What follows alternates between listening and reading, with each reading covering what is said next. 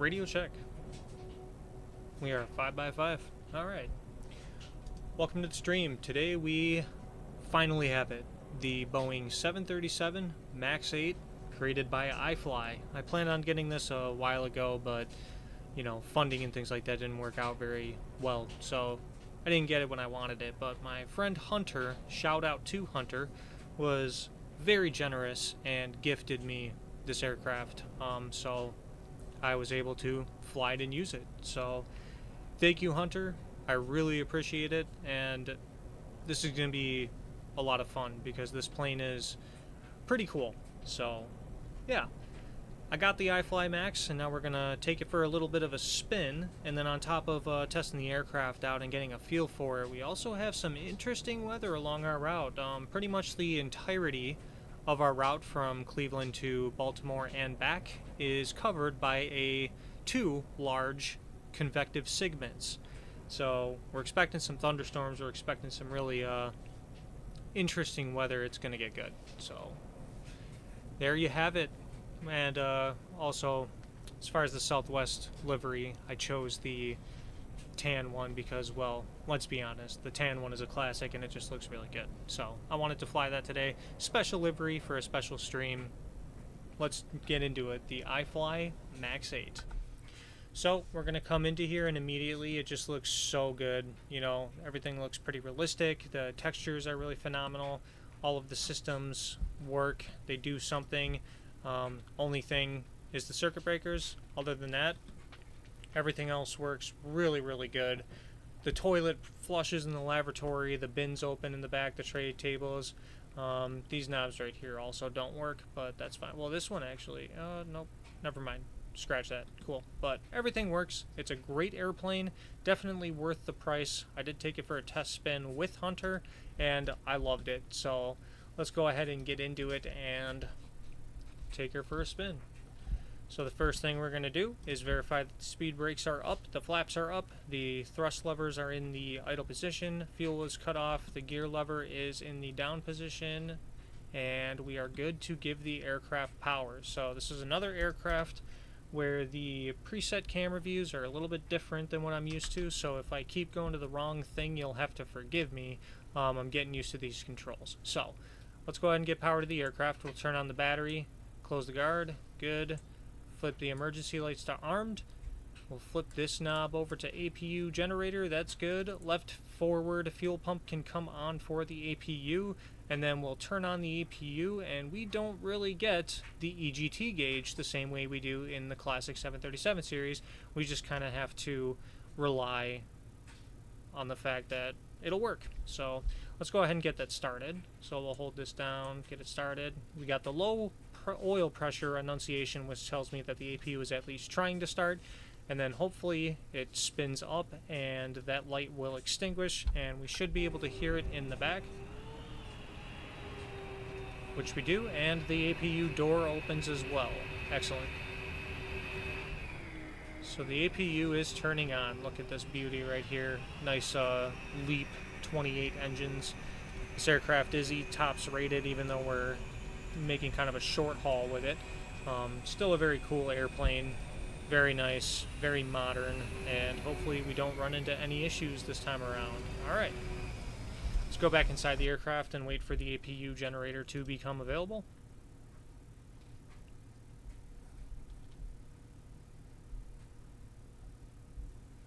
Looking for the blue light right here to show up. Notice that the 737 MAX, as far as the APU is concerned, it takes a little bit of extra time for the APU generator to become available compared to the classic 737 series. But there it is, we got our blue light. So let's go ahead and turn the generators on, and we have power to the aircraft. Alright, let's get ourselves going. We will start by going up top and turning our IRS alignment to nav mode. And we will go to our status page to see how long it will take to align, and in this case it's going to be 9 minutes. And they are aligning, and the on DC has turned off. That's good. We are getting positive amperage from the APU, 74 amps. That's you know, higher than what I'm used to. You'll generally see 30 or so in the classic 737, but I think because of the advancements in this aircraft and all of the electronic screens and stuff like that, it's going to pull some extra amps from the generators, but the plane has plenty to be able to handle that. So now we'll begin our flows, and let's start at the top left here. Our flight controls are in the on position and guarded, that's good. Our alternate flaps are off and guarded, that's good. Spoilers on and guarded, excellent. And we are looking for the yaw damper to come on, and we'll verify that the light extinguishes, which it does. All of our navigation switches are in the normal position. The control panel is normal. The source is auto. Excellent. Our fuel pumps left forward is on for the APU, and that's it. All right. We're on the APU generator. We're getting positive amperage. That's good. We'll go ahead and turn both AC switches on here. We're on battery and guarded. Cool. Standby power is off and guarded. The battery disconnects are closed and guarded as well. That's excellent. We have the APU generator on. We'll go ahead and turn some panel lights on for ourselves just in case we wander into any type of dark clouds where our visibility will become a little bit hindered. So we'll get all of our panel lights on now just so I don't forget. And we're looking for down here. Cool. Panel lights are on. Excellent. Go back to the overhead panel. Cool. So the supply and the exhaust equipment cooling are both in the normal position, and the lights are extinguished, so that's good. The emergency lights are armed and guarded, and the not armed light extinguished, that's good. We'll go ahead and turn on those fasten seatbelt signs. We'll test the flight attendant button and the ground call. And we do get noise from both of those. And one thing that I really like about this aircraft is they took the time to really fine-tune the audio quality of this airplane. Everything sounds pretty realistic. The sound quality is just overall really good, and it doesn't even need an audio pack like Boris's audio pack for the PMDG series. So that's one thing that I really like about this aircraft. All right, back on track. So the window heat is all going to go into the on position. We'll leave the probe heats off for now while we're sitting here. Don't want to burn them out. Anti-ice switches are all in the off position. It's a warmer day here in Cleveland. Actually going to verify the temperature just to see how hot we're dealing with here. 24 degrees Celsius. Okay, that's not too bad. That's a relatively standard summer day. Alright, the hydraulic pumps, the electrics can stay off for now, and the engine pumps switches can stay on. We're not even getting engine power anyway, so that's fine. We'll test the cockpit voice recorder. The status is in the green. That's good. Cabin pressure is looking good. For our altitude, we're not indicating a climb nor a descent, so we're on the ground. We're not pressurized. Cool. The pack temperature is looking pretty normal. 70 degrees for cab temperature. Excellent. Air temperature is on the continuous tab. That's good. The trim air is on. All of our cab switches are in the auto position, which is good. We'll go ahead and get the packs on and turn the APU bleed on so we can get comfortable air for the passengers behind us. Cool. And we'll turn the engine bleed switches off for now just to get rid of the dual bleed, but we know that the annunciation works and it extinguishes when we get rid of that. Cool. Down to the pressurization panel, we are cruising at 33,000 feet today. Field elevation at Baltimore, our landing destination is 143, so we're going to turn that to 150. Good, and we are also in the auto position, so we don't even have to deal with this manual thing right here. We're looking good there. We'll turn our logo lights on, and we'll make sure our nav lights are on as well, so the ground crew knows we are powered on. All right, we'll go to the top here. Oops. There it is again. So the ELT is armed and guarded. That's good. We'll test the flap lights. Those all light up. That's good. And they extinguish. All right. Elevator jam landing assist is in the off and guarded position, and the light is off. That's good. 5 minutes for our IRSs to align, and they are currently aligning, verified by the lights. We're in the nav mode for the IRS knobs, excuse me, while I get a bubble. Comm panel looks good up here. All of our engine switches are not the switches, the lights are extinguished, which is good. Our EEC 1 and 2 are both in the on position, which is good. Crew oxygen is above 15, that looks good. Passenger oxygen is normal and guarded, and the light is extinguished. We have 3 greens for the landing gear, indicating it is down up top, that's good. Broadband system we can leave off, we're good there. Flight recorder's in the normal and guarded position. It's off for now because engines are not started. We'll test the Mach airspeed. Good on both sides. Alright, and both stick shakers are good. Excellent. Let's go down to this panel right here and we'll do a fault test. The lights extinguish, that's good. They light up and extinguish. And for the overheat and fire test, all of the lights come on and we hear the bells. Excellent. And we'll test the fire extinguishers, 3 greens and 3 greens. Cool. Let's go to the lower pedestal here. Everything will on the comm panel we'll leave for now. That looks good. We'll worry about it once we're ready to contact ATC. We are on VATSIM today, and we actually have plenty of ATC along our route of flight. It looks like we're going to be fully staffed on our way to Baltimore, so that's going to be a first and really cool. I finally get to stream at a normal time. Alright, let's go ahead and do the cargo bay fire test. All of the lights light up, and the bells, and they all extinguish. That's good. We'll worry about the weather stuff when we're in the air. I'm not 100% sure on how to use it, but we will figure it out as we go. We do have a squawk code from ATC. We got a PDC, so we're looking for 2175. So let's go ahead and put 2175 in there. And we're looking for, we'll do TARA and just have that ready to go since we are on VATSIM. That's good. Excellent. And the ADFs we don't even really need to use. Rudder trim is 0, that's fine. Aileron trim is in the neutral position, that's good. And the rudder trim as well. And the comm panels on the right side look good. Our stab trim is in the normal position and guarded. The flight deck door, everything is exactly where we want it there. That's good. Go ahead and just look at the emergency extend, verify that the knobs are down and locked, which they are. That's good. We can close this door again. Excellent. All right.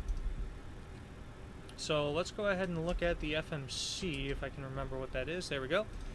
FMC, so let's give ourselves a position. We'll go to position in it. Today we are at Cleveland, Kilo, Charlie, Lima, Echo. Put that in reference airport. Go to next page. We will pull our GPS left and go to the previous page and copy it into set IRS position. So now when the IRS is aligned, we will be good to go. Go to our route. And we are looking at Cleveland. Oh, I always forget that the Boeing 737 takes your reference airport from your position in it and it copies it here.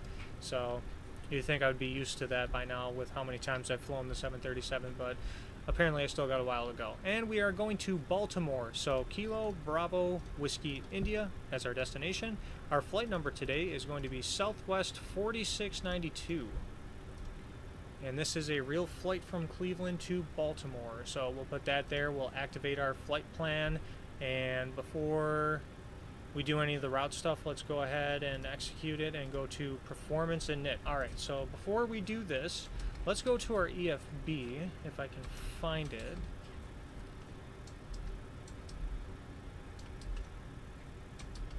I swear there was a hotkey for it. Oh yeah, there is. Shift 3, cool. So let's turn the power on, and now we're going to go to performance and payload. Alright, so the first thing that we're going to do is put in our weight and balance, and we're going to look at our flight plan for this. So total number of passengers that we have on board today is 132. So let's go ahead and put that there. And I just want to make sure that I put this in correctly. Let's hit the enter button and see what happens. Nothing. That's fine. Alright, so it did load the passengers for us. That's good. The cargo today, we're looking at 4620 total, so let's do a little bit of math. We want more cargo in the aft position, so we'll split that in half, and we got 2300. So let's do 2000 up front and 2620 in the back. Yeah, that should work. So let's do 2000 up front and 2620 in the back, and then if for whatever reason that puts us out of limits, we'll fix that. So let's set the payload.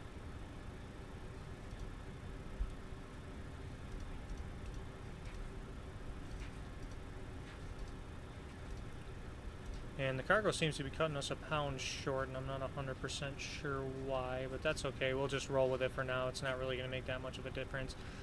So we're going to put the total fuel, and we'll put in our block fuel, which we're looking at 11,382 according to our flight plan. So let's go ahead and set the fuel there.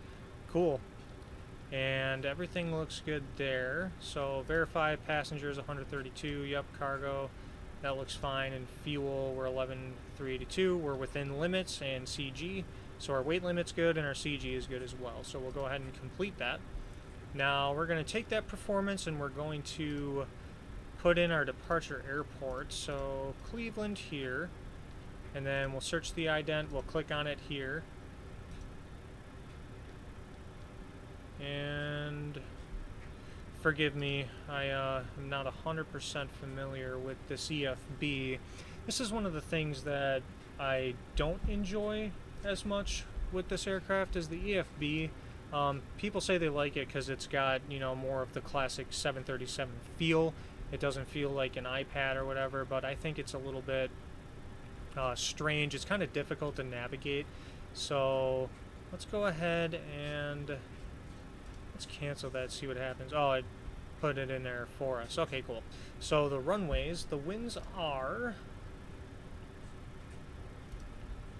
Looking at the winds here, they are 190 at 7. So we're going to be looking for either 24 left or 24 right. Let's go ahead and pull up Navigraph, have that on standby, ready to go. We'll take a look at the charts and see what runway we're likely to get here. I did not get a runway in my PDC, so we're just going to have to take a guess, and if we have to fix it later on, we will. So let's come over here to Cleveland. I'm just going to do the... Let's just do the VFR map. I like having the VFR. We'll do the sectional. That's what I'm more familiar with. We'll go ahead and click on this here. Nope, not looking for an airway segment. Looking for the actual airport. Alright, there we go. So let's open the charts. We'll look at the airport diagram. And it seems like we're likely to get 24 left. So let's go ahead and plan for that. Runway 24 left here.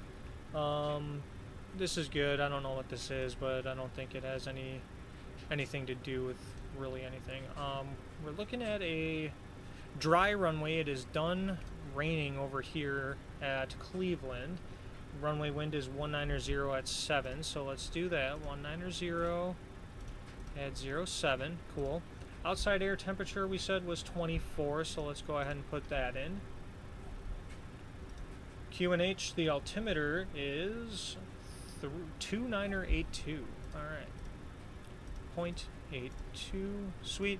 We'll go ahead and try takeoff 1D rate, see what that gives us.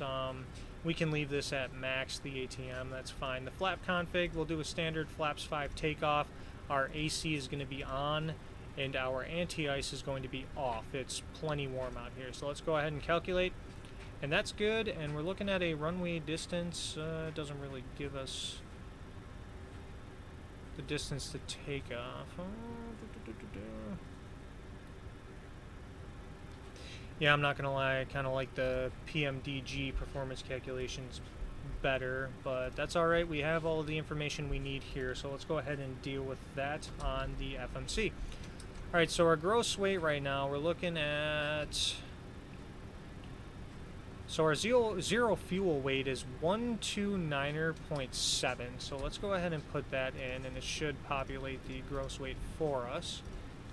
Yep, 140.9, that seems right. Planned fuel, we already have the fuel on board, so we're good there. Verify up here, 11.4, yep, looks good.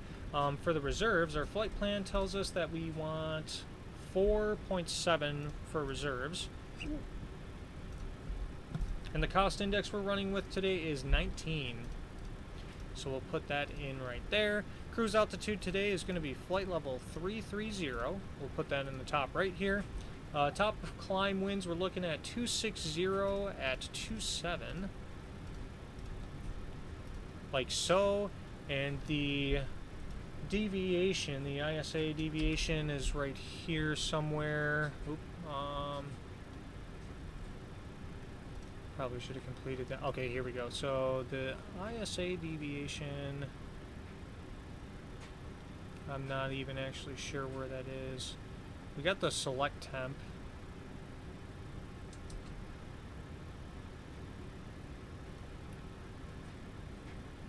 Okay, top of climb outside air temperature. Oh, here we go. So we're looking ISA deviation plus 13. Is that what that's trying to say?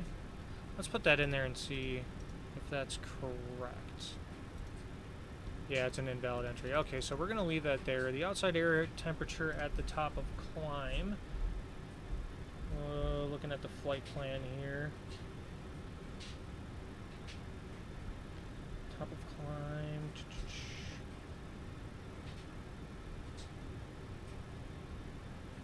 So it gives us the winds.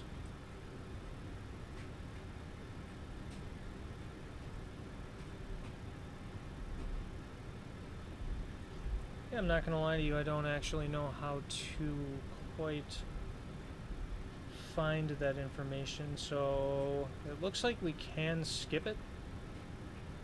So I think that's what I'm going to do, because I cannot find for the life of me on the OFP where that is, so...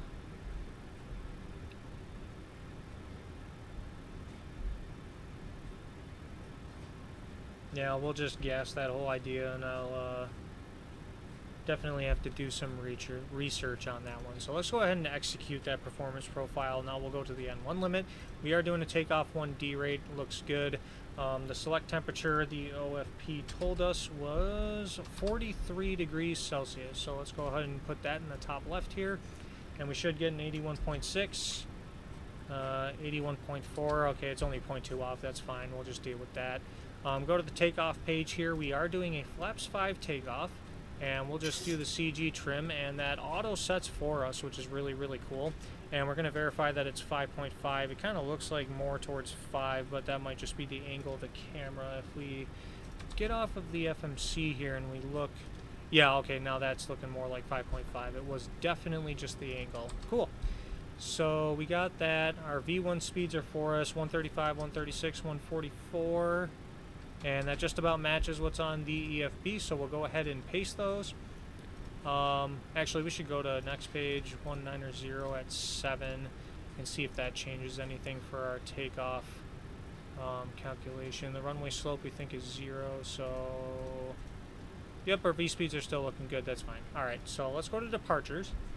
And we are looking at the Kids 1 departure. And we're expecting to depart runway 24 left, and the Newsom transition is going to be what we are doing, so we'll execute that, go to route, and next page, and we do have the proper departure information. So from Newsom, we're actually going to be going straight to our arrival. So let's go to Baltimore arrivals here.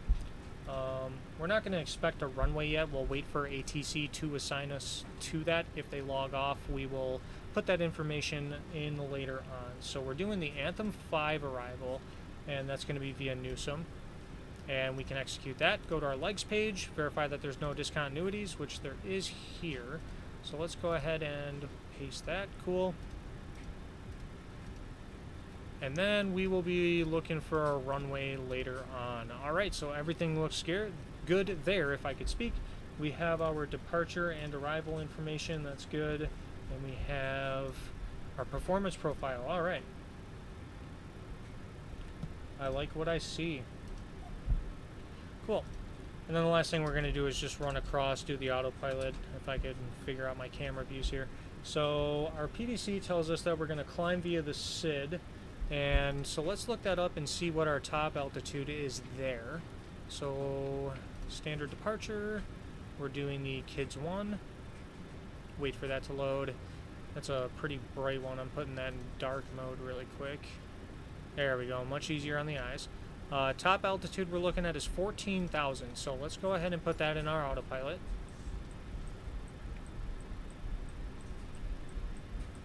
And the next thing we're going to look for is any speed restrictions or anything that might exist. I've gotten burned on that before in Chicago. So 24 left, anything about speed? No. And the good news is that all of our altitude restrictions, or correction actually, we want to be below 6,000 by Liam, and then we want to be above our altitude restrictions from there on out. Alright, cool. So no speed restrictions, so we'll go ahead and set this to V2 plus 10, and I like to round up. So our V2 was 144, round up is 150, and then we'll add 10 to that. So 160 will be our climb out speed, although we will likely be in VNAV mode, and that'll be okay. Our runway heading is 240. Cool. 240, and everything looks good on our autopilot panel. Next thing is the altimeter setting we found was 2982, so let's go ahead and set that. Cool. And I'm just going to pull up the ATIS information. just to know what code to give them when I'm ready to taxi. So we have information Romeo.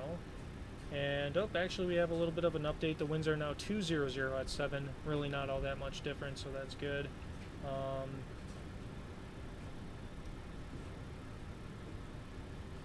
Doesn't say anything about departures. It only says we're departing runway 24 left. Okay, so we did choose the right runway. That's why you look at ATIS. I don't know why I didn't think to check that. Okay. That's on me. Cool. So let's go to plan mode here and just verify that our flight plan looks exactly like we want it to look. It's going in the right direction. It's following the arrival. Alright, we're looking good there. Cool. So that looks good. We'll go back to map here. And then we'll just check everything here. So the autopilot light tests are all good. That's good. Do it on both sides. Good. Alright.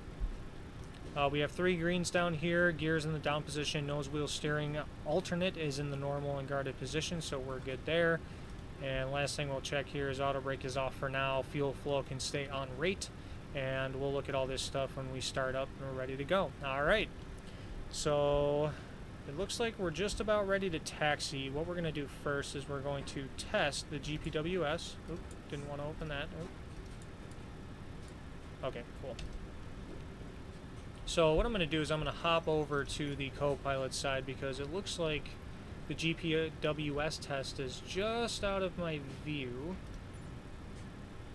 So let's go to co-pilot side, quick hit that button, and let it run Glide through slow. everything. Pull up. Wind shear. Wind shear. That is very Wind loud. shear. Terrain. Terrain. Pull up. Obstacle. Obstacle. Pull up. Sink rate. Pull up. Don't sink. Too low. Terrain. Too low. Gear. Too low. Flaps. Glide slope. Bank angle. Bank angle. Approaching minimums. Minimums. 2,500. It's kind of the realism aspect of this aircraft is it will run through 500. the entire thing. 400. 300. 200. 100. 50. 40. 30. 20. 10. Wind shear. Wind shear. Wind shear. Too low. Terrain. Caution. Terrain. Caution. Terrain. Terrain. Terrain. Pull up. Caution. Obstacle. Caution. Obstacle. Obstacle. Obstacle. Pull up. Alright, so everything is audible. That's good. We got all of the displays that needed to come up here. We had the alerts on the right side. We had the radar pop up, so that all looks good. And then the last thing we'll do before we get ready for pushback is test the TCAS, which is right there. So we're looking for the bars on both the VSI and the attitude indicator. We got the traffic alert wording over here. We got blips on the radar, excuse me.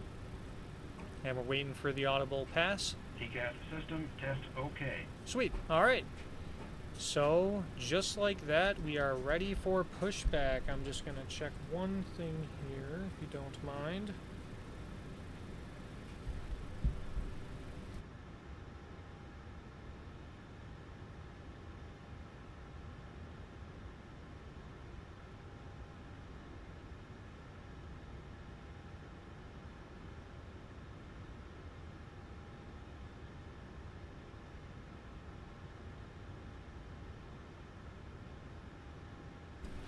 Alright, cool. So let's go ahead and get set up for our pushback. Alright, so yaw damper's on. That's all good. Set and done. How much do we have in the fuel here? So we have nothing in the center tank. So all of the wing tanks are coming on, but the centers are staying off. I'll go ahead and flip this to Gen 1 for when we turn the generators on when the engines are running. We'll check that indication. Good. We'll stay on APU power for now. That's fine. Everything, fasten seatbelts are on. We'll go ahead and turn the pro beats on, verify that the lights extinguish, which they do. We'll turn the hydraulic pumps on, the lights extinguish, and we're looking for the hydraulic pressure gauge to go in the green, which it does. Alright, that's all good. Pressurization's fine. We'll go ahead and flip the packs to off, and the APU bleed stays on. Anti-collision lights is coming on, and that's good on that overhead panel, and everything up here looks good. Alright, we are ready for pushback. Let's go ahead and disconnect that jetway. get that door closed. And I'm going to go to external view here and verify that the door closes, which it looks like it is. That's good. The beacon is on. And one thing I'm going to do is verify I don't accidentally push onto an active taxiway. Which it looks like I might, but it does say call for taxi on the PDC. So pushback seems to be my discretion, so when we pre-plan this pushback, we'll just do it in a fashion where we're still short of the hold short line. We're looking at 2-4 left, so let's go ahead and push our tail to the right side here.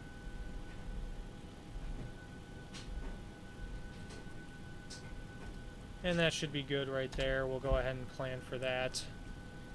And then we'll go inside the cockpit here. And let's request our pushback. Cockpit to ground. This is ground. Stand by. Right, and the parking brake is on, which is good. This plane spawns with the parking brake on, so that's something I don't have to remember every time I load in.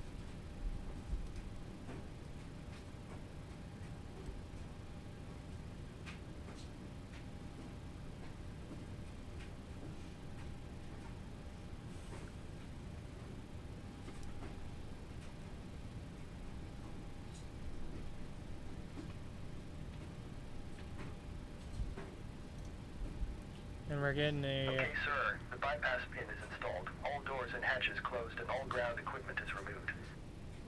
The parking brakes are set. You may lift. We're getting a little Parking bit of brake set. enunciation Lifting here, but that's aircraft. because we switched our knob up top to generator instead of APU gen. Engine gen instead We of are APU cleared gen. for start and push. Okay, cleared for push start.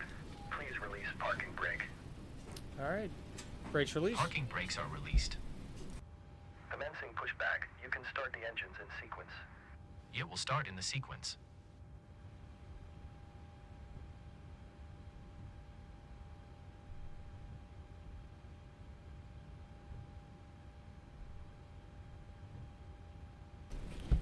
And after we get our engines started, I have to run and check something real quick. My apologies. So the packs are off, APU bleed is on. Let's go ahead and put the right ignition switch to ground. We have the change in duct pressure. Our start valve is open on the right side. And N2 is rising.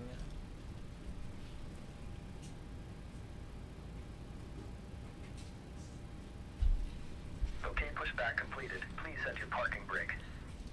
Brake set. Oh.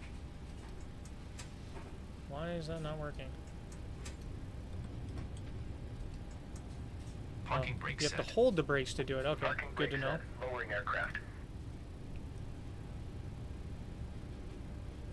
Ground. You may disconnect. Alright, motoring Okay, has sir. disappeared. Cleared Let's to flip disconnect. the Pin has been introduce removed. fuel. See you at the side. Have a good flight. Holding position waiting for the visual. Thank you and goodbye. And we'll wait for engine number 2 to stabilize.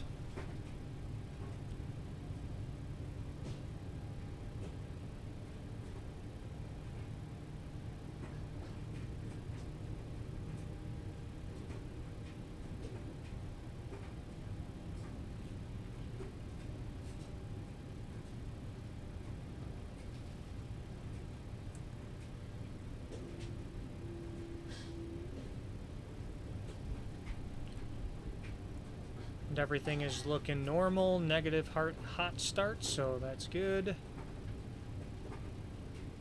And engine 2 is stable. Alright, let's get going on engine number 1. Ignition to ground.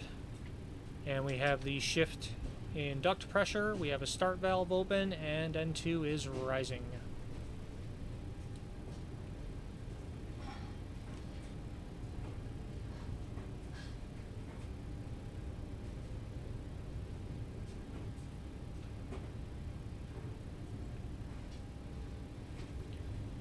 And once the motoring disappears, we will go ahead and introduce fuel.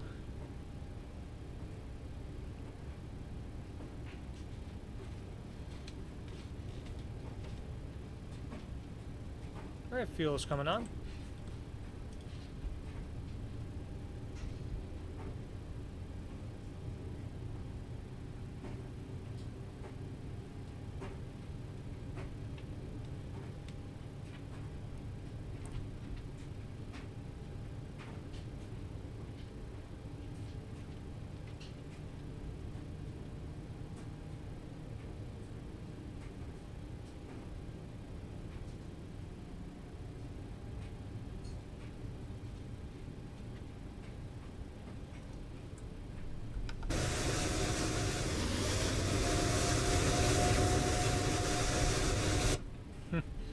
Such a weird pushback, but I didn't want to push into a movement area without clearance. It told us call for taxi, but you can never be too careful with air traffic control. Alright, we have 2 stable engines, 2 good engine starts, so let's go up top here, verify everything looks exactly how we want it to.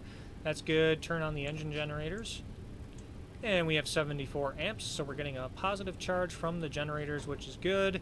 Everything's good here. Hydraulic lights extinguished, that's good. We'll go ahead and get the packs back on. We'll switch to engine bleeds. And APU bleed is coming off, so we don't have a dual bleed. ISL valve is going to auto. That all looks good, set and done. Autopilot panel is set. Let's get those flight directors on, shall we? And then we'll do flaps 5. And takeoff brakes to RTO. And then a quick flight control check. So we're looking for right aileron and spoiler all the way up, left aileron down, left aileron, spoiler, and aileron up. Full elevator forward, elevator back, and full right rudder, full left rudder, and flight controls are free and correct. Alright, cool. So we're ready for taxi, so bear with me for 1 second as I check on something.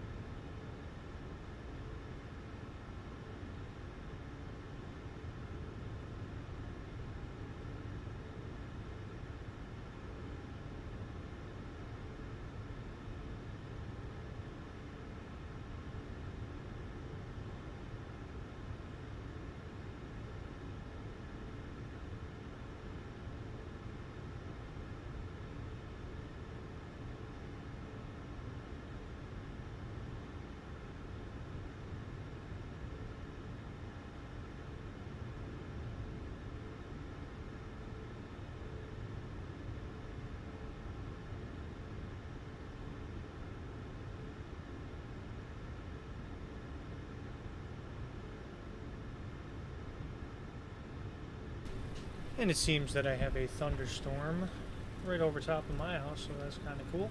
So we're tuning into Cleveland Tower, which is 124.5.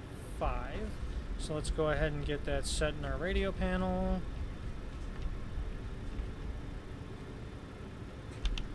.5 and departure frequency is 124.0. So we'll get that on standby. 124.0. All right, cool.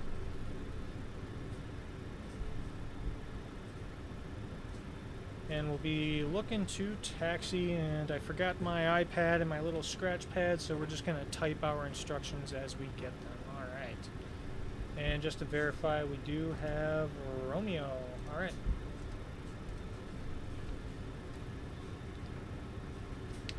Cleveland Tower, good evening. Southwest 4692 is at the Bravo Concourse, ready to taxi. We have Romeo. Southwest 4692, Cleveland Tower. Hello. Please set transponder. I'll get you the code here in a second. 2175 in mode Charlie. Alright, roger, mode Charlie in 2175, Southwest 4692. That's very interesting. I thought I set that. Let's go ahead and check what we're looking at here. ATC source transponder is auto. Okay, there we go. So that switch, when it's on auto, it goes standby mode on the ground. So you have to flip it straight up when you're on VATSIM to make sure it's reporting at all times. Cool.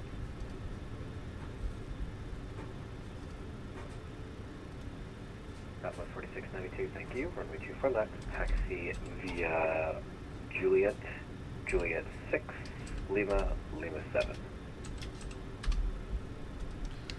Runway 24 left, taxi via Juliet, Juliet 6, Lima, Lima 7, Southwest 4692. Alright, so we're going to quick pull up the airport diagram. And we'll put ourselves on there real quick, and we're looking for Juliet, Juliet 6, Lima, Lima 7. So that's a very simple taxi right there. Alright, so let's go ahead and turn off the brakes, and taxi light is coming on. Minimize this. And we're ready to taxi. Let's get rolling. First official 737 MAX flight on stream. Let's see how this goes. I'm pretty confident because the systems and all that stuff are, you know, pretty similar to the 737-800. There's really not much difference there because they want the type rating to be the same as the classic 737 series. The only thing is getting used to some of the different placement of some of the minor switches and stuff like that. And some of the more advanced avionics, obviously. So we're going to be making this left turn, and we're going to be coming up short of the runway right over here. Alright.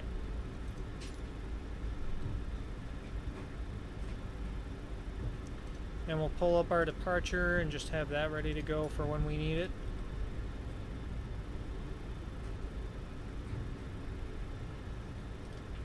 And landing lights can come on. We'll keep the turn. Southwest 4632, winds 100.17, 24 left, cleared for takeoff. Alright. Runway 24 left, cleared for takeoff, Southwest 4692. Alright, and we're ready for takeoff. Alright. Let's go ahead and do it. We got our pulse lights on to try and deter any birds from coming along here and trying to screw our stuff up. So we'll go ahead and arm auto throttle. We'll turn on VNAV and LNAV mode. Get lined up with the runway here. And this is the difficult part, is hitting that toga button where need be. Alright, so we got 2-4 left, we're lined up, engine's going to 40%. Looking for engine stable.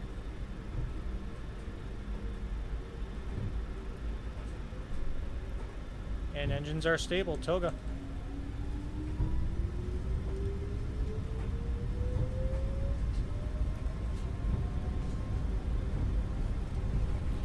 A little bit of nose forward pressure. We got 80 knots, and we'll cross-check that.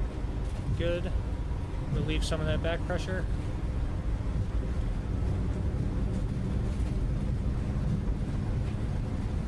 Alright, rotate. Nice and smooth on the controls there. Look at that. A beautiful pull up here. And we have a positive rate, so gear is coming up. Giant 375 heavy, we can tower you up.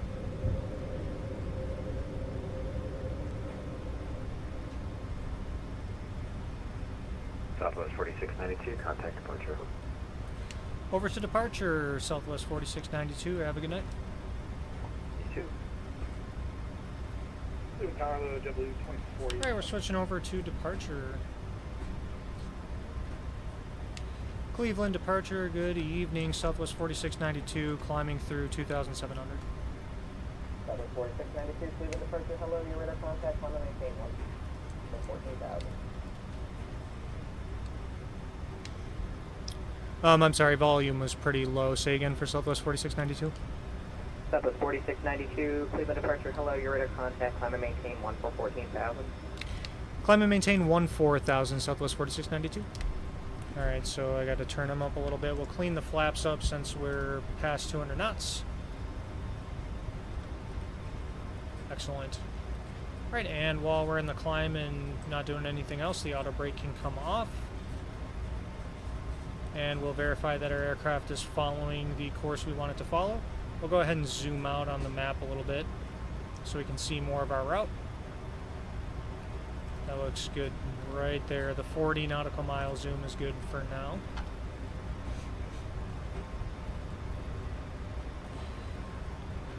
One thing I noticed was I was not banking enough when I tried to make that turn after departing the runway, so we ended up a little bit on the right side of the course, but we did a good job capturing it back again. And there's some of that weather already that we're planning on going through.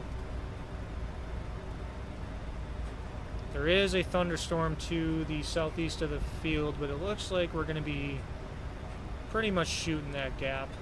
That turn will probably come beforehand.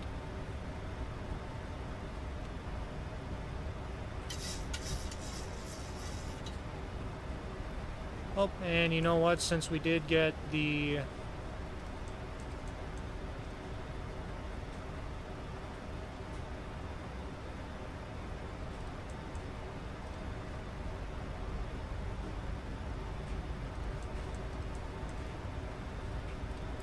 trying to get that. Okay, let's try and reset that. Okay. Yeah, the autopilot disconnect is not quite working for me. So we're on autopilot, it's just not doing the... Attention all aircraft, the Cuyahoga County Airport Agent Information Charlie is now current, altimeter 283, wind 220 at 6. Trying to get it to climb, but it doesn't want to do that. There we go, level change. Oh. Southwest 4692, contact Cleveland Center, 119.875, have a good one. 119er 875, Southwest 4692, good night.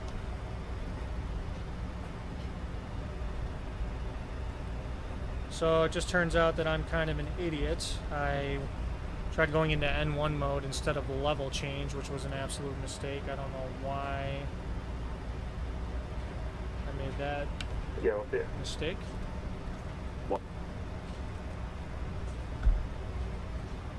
So the C-19, can you still my frequency? So the C-19, can you stay my frequency for now? I think I made a mistake with your route here. Gotta turn their audio up just a little bit. So the C-19, yeah, I was mistaken. You're not going through Toronto's airspace. Roger, no worries. Okay.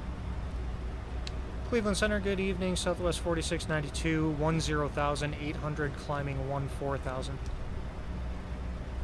Southwest 4692, Cleveland Center, hello, climb maintain flight level 330.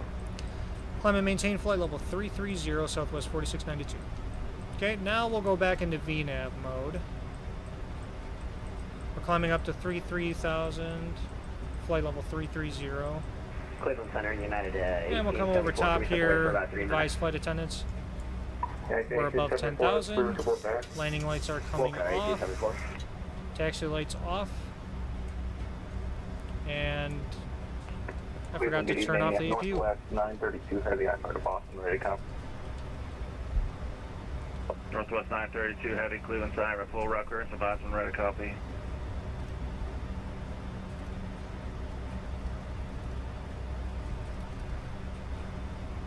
Send it, Northwest 932. New plane, new problems. 932, you're cleared to the Boston Airport via the Metro 3 departure. Radar vectors Mars, direct Johnstown, direct Jamestown, that's Juliet Hotel Whiskey.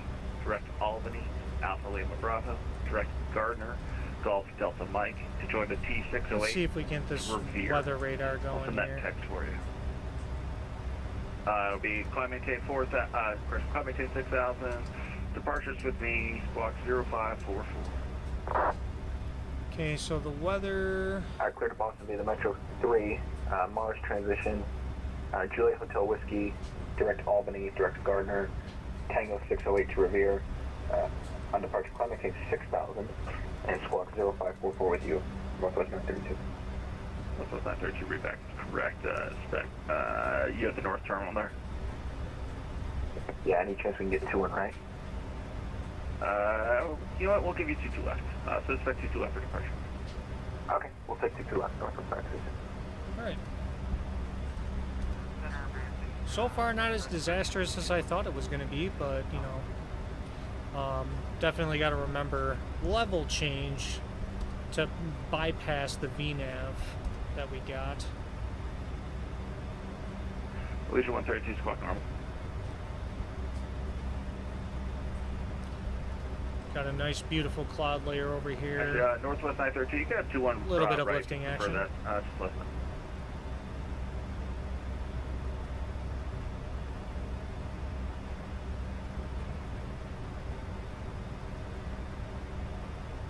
And we're above 18,000. Altimeter is going to standard. Actually, now we'll just take 22 left for Northwest 93rd, so just because I already set it up.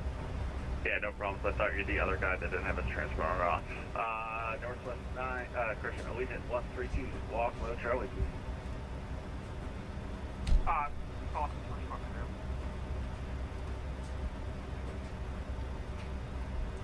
And we'll sync our heading just in case navigation equipment fails. Cleveland, good evening. Delta 1303 Heavy just pushed off of Alpha 56 at Metro Information Top, ready for taxi to left. Allegiant 132, runway 22 left, taxi via Kilo.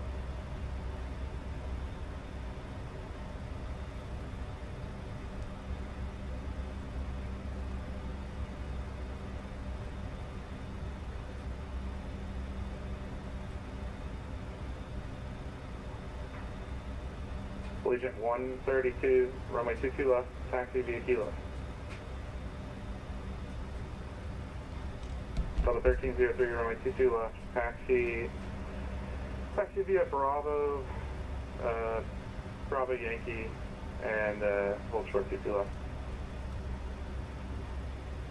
Okay, taxi via Bravo and Yankee, hold short 22 left, Delta 1303 Heavy. Delta 1303 on heavy, cross 27 right. And we'll cross 27 right, Delta 1303. Cleveland Center United 1874, we're back. At 1874, roger. Man, this thing is definitely a rocket. We are 2,200 feet per minute in the climb, and we're at flight level 226, so that's some pretty good performance right there. You gotta love those massive LEAP engines helping us out there. Gonna double check the overhead panel here and just verify everything is exactly where I want it. That it is. Cool. Air Canada 701, contact Toronto Center, 125.77. 125.77, Air Canada 701, thanks, so good.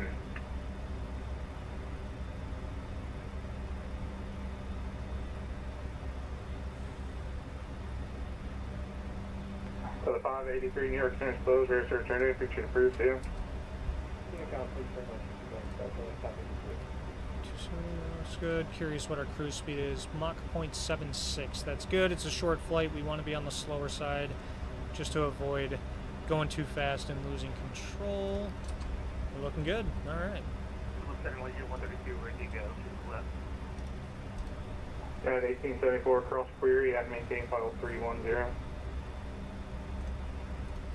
Cross query at maintain 310, United 1874.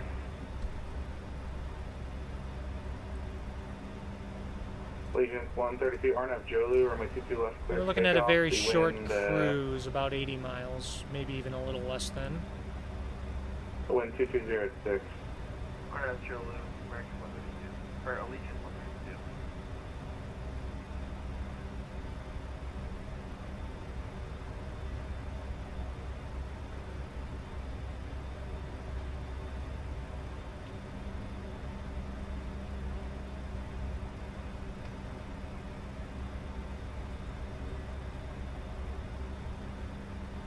So the 1384, Indy finish closed, rear search ready, picture approved, have a good night. Roger. 1384, good night.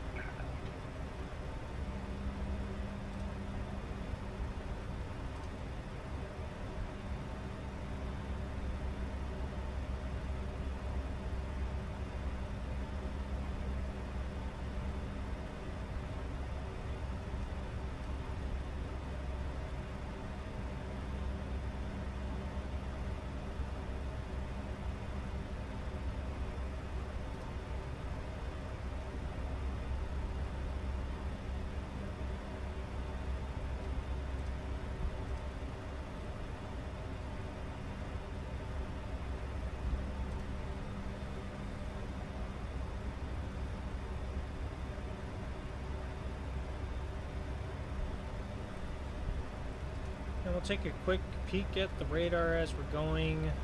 There is a thunderstorm off to our left side, which the sim doesn't seem to be replicating. Report back.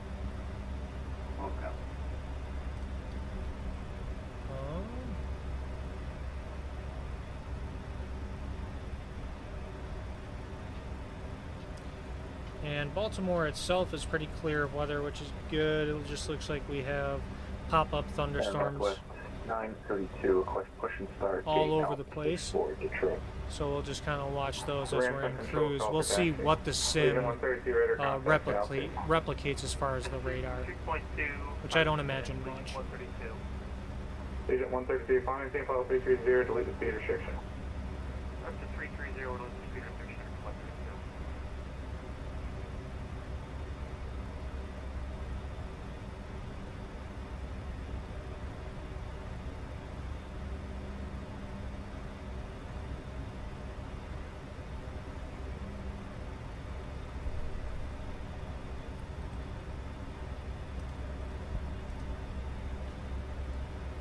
And once again, thank you to my friend Hunter for gifting me this aircraft. It is actually... So 1303 Heavy is ready to go, 22 left. It's really, really So cool. the 1303 Heavy, RNAV to Sands, runway 22 left, clear for takeoff. RNAV to Sands, clear for takeoff, 22 left, Alpha 1303.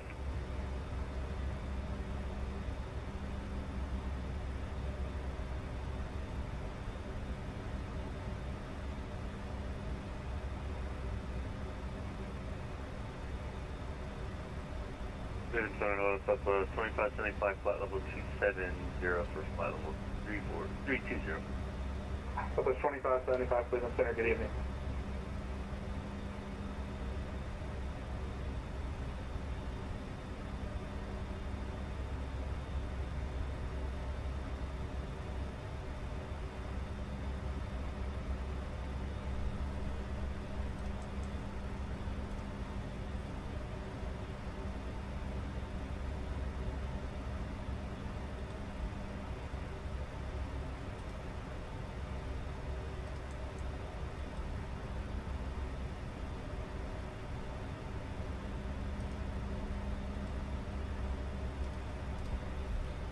We'll take a quick peek outside here.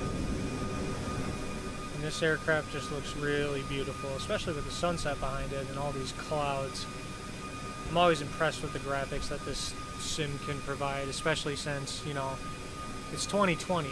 And don't get me wrong, the graphics were good back then. It's just still amazing to see how old this game is now and how good it was. Alright. Cleveland Center, JetBlue 1303, flight level 340.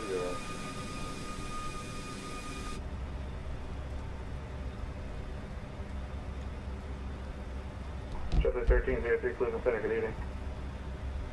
JetBlue 1303, Delta 1303, somewhere silent call fire, signs on frequency.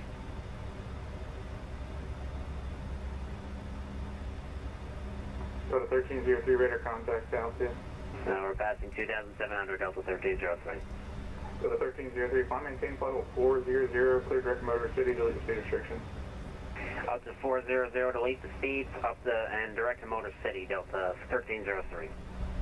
Right, and we are at our cruise altitude now, so let's go ahead and turn the fasten seatbelt sign off because the air is looking pretty smooth, so if anyone needs to stop real quick, we'll let them do that. And yeah, 33,000 feet, we're about 80 miles from top of descent, so we'll step away for just a second here, and you can sit back, relax, enjoy the view, and we'll be back in just a couple of minutes.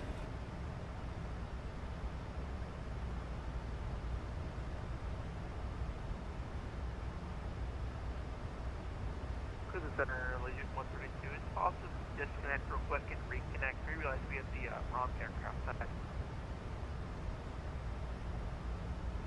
I think it's stall time, but yeah, that's true.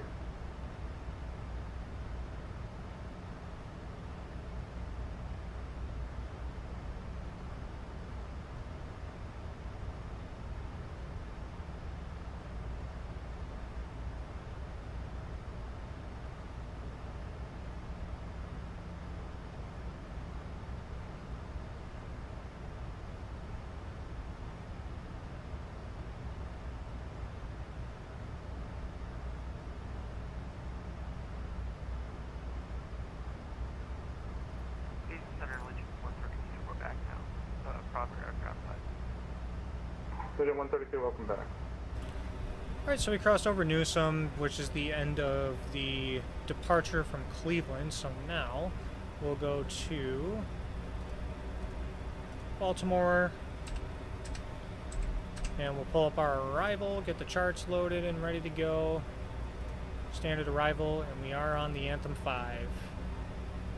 We'll just take a quick peek at our altitude restrictions here. We're coming from Newsom, so we want to be at flight level 290 at Lundy, and then we have a nice gradual descent going from there, and then we want to be at 280 knots by Bubby, so we'll keep that in mind.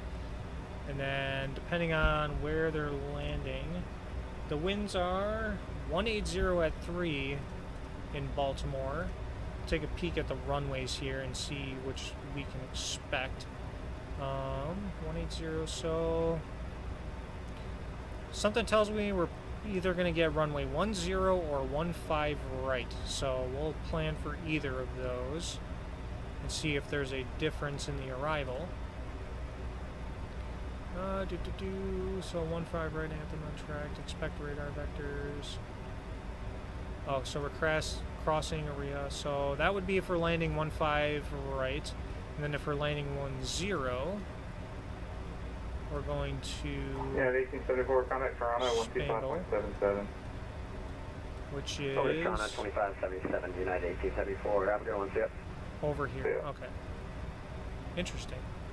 So if we're landing runway 10, it's got a bit of a wraparound, but if we're landing 15 right, it's relatively direct, and we'll get radar vectors to final. Alright, cool. So once we get our runway, we'll know what to expect.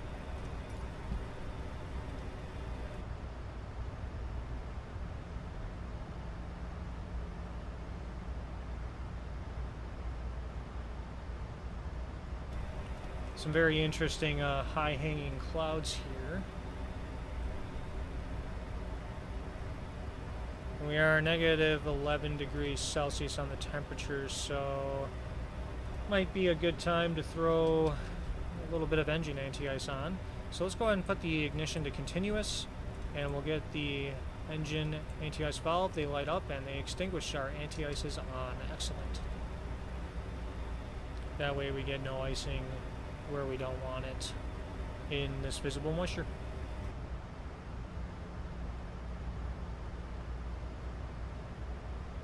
Ship is 2145, descend and maintain file 340.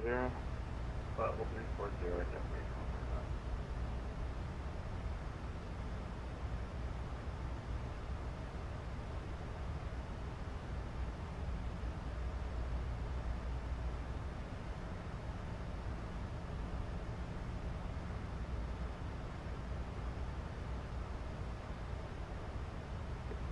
Northwest 632 is ready to taxi.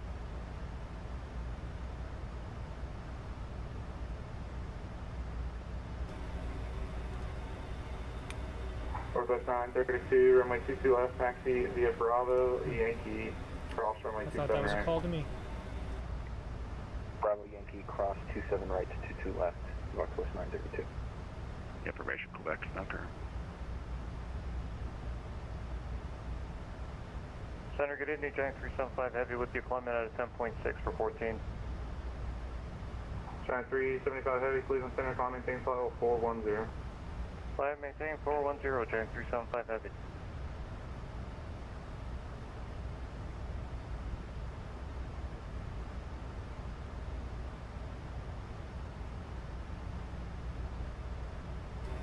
We're getting very lucky with ATC today. Our route of flight is not only, fully staffed, people are online through the whole thing, but more people are signing on, so we seem to be getting somewhat of a more realistic experience when it comes to flying to Baltimore and using ATC. That's really nice. Turn these screens down a little bit, they are quite bright.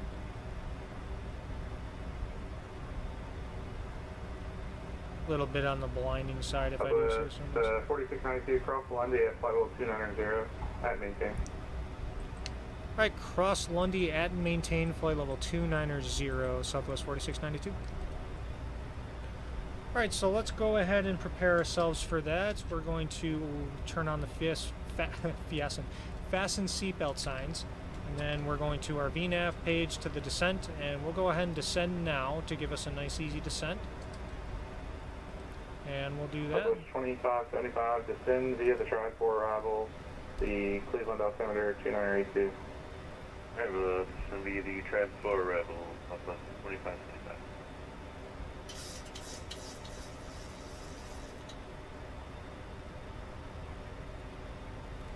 Still some spotty thunderstorms along our route, but it doesn't look like the sim is, you know, simulating that as much, so it is what it is.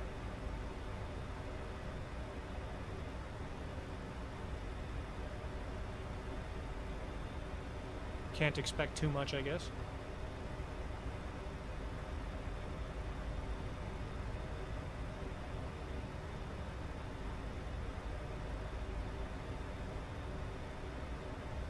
Hello, W2040 at 10.9.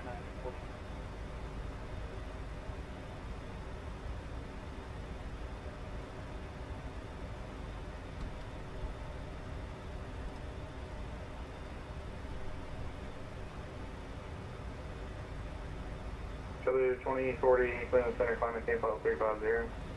350, W2040.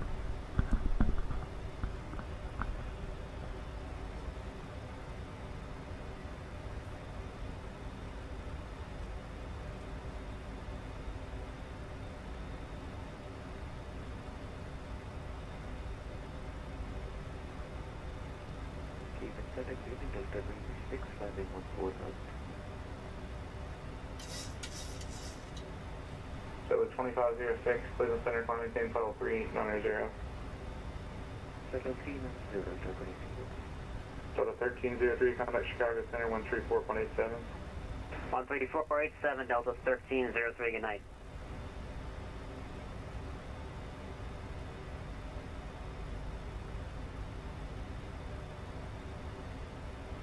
Northwest 932 is ready for departure, 22 left.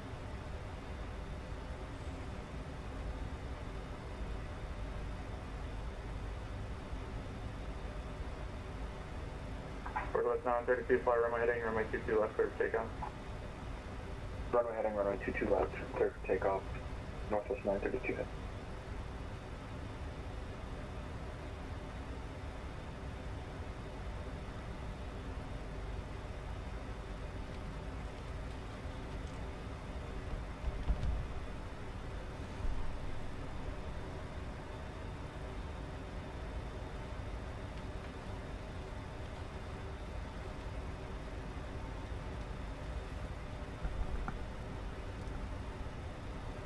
Yo, Toasty Oats, what is going on, my guy?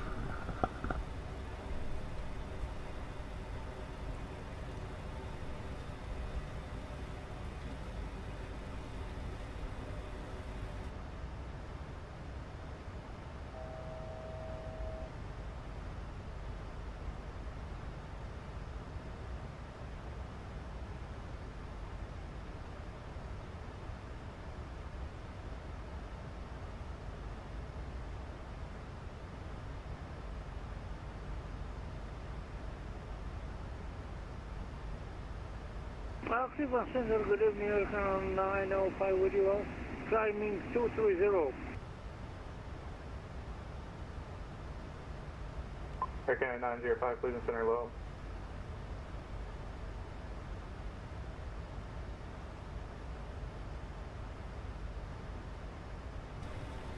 My day's been alright. I spent the day just trying to, you know, sort out the whole job thing.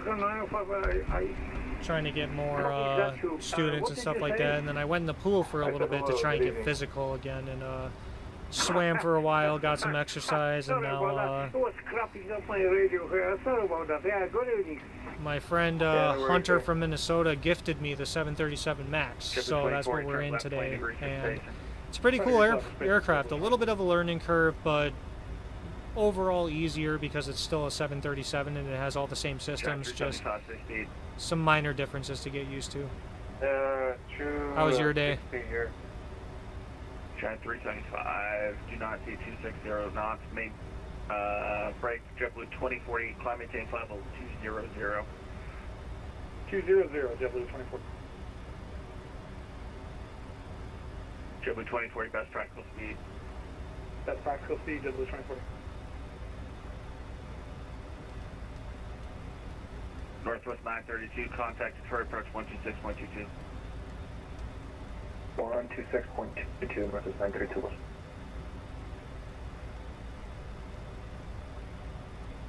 Yeah, Cuba 905 approaching 230, requesting Hoya. Stand by. This guy.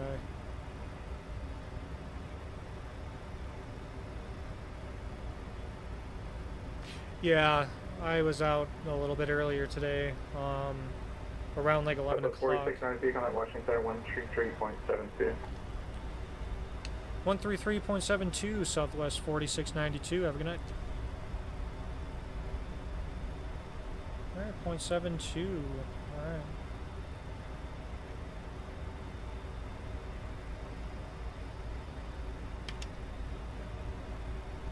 Washington Center, good evening, Southwest 4692, flight level 290. Southwest 4692, Washington Center, hello, descend via the Anthem 5 arrival, landing east, Baltimore altimeter 2985. 2985, descend via the Anthem 5 arrival, landing east, Southwest 4692. I really should have grabbed my iPad. Beans is asking to be let outside. I'll send you a snap video. Yeah, send me a snap video.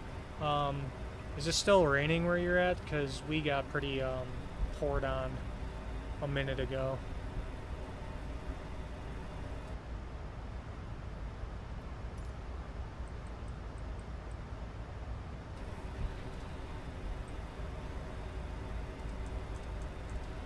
Alright, so what we're going to do is just throw our altitude down and we're going to reset our VNav.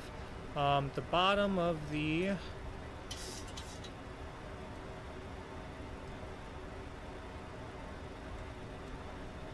arrival here, if we're landing 15 right, we're looking at Anthem here, so 11,000. So I'm going to set the altitude bug to 11,000 and allow the aircraft to do what it needs to do to get there.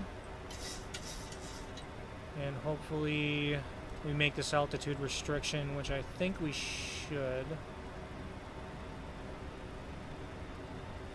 They gave me a late descent, if I can speak, so if I'm above the flight level 240, they can't really get me for that, so that's alright. 11,000, okay, cool. And they're landing east, but I still didn't get a runway, so we're not going to put one in yet. Air Canada 514, fly runway heading, runway 23, clear for takeoff, wind 210.11. Clear for takeoff, runway 23, fly runway heading, Air Canada 514. Alright, so Allegiant 2924, Jackson is closed, radar service, turning for change approved. So I'm going to try something. Allegiant 2924, have a good night, thanks for the help. Of course, yeah.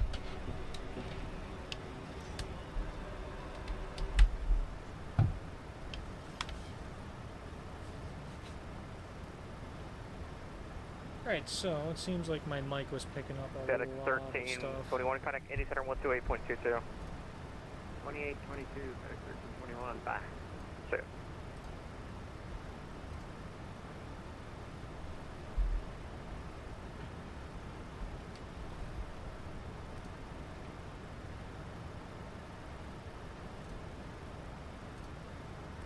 Delta 2198, Jack Center is closed, radar services terminated, frequency change approved.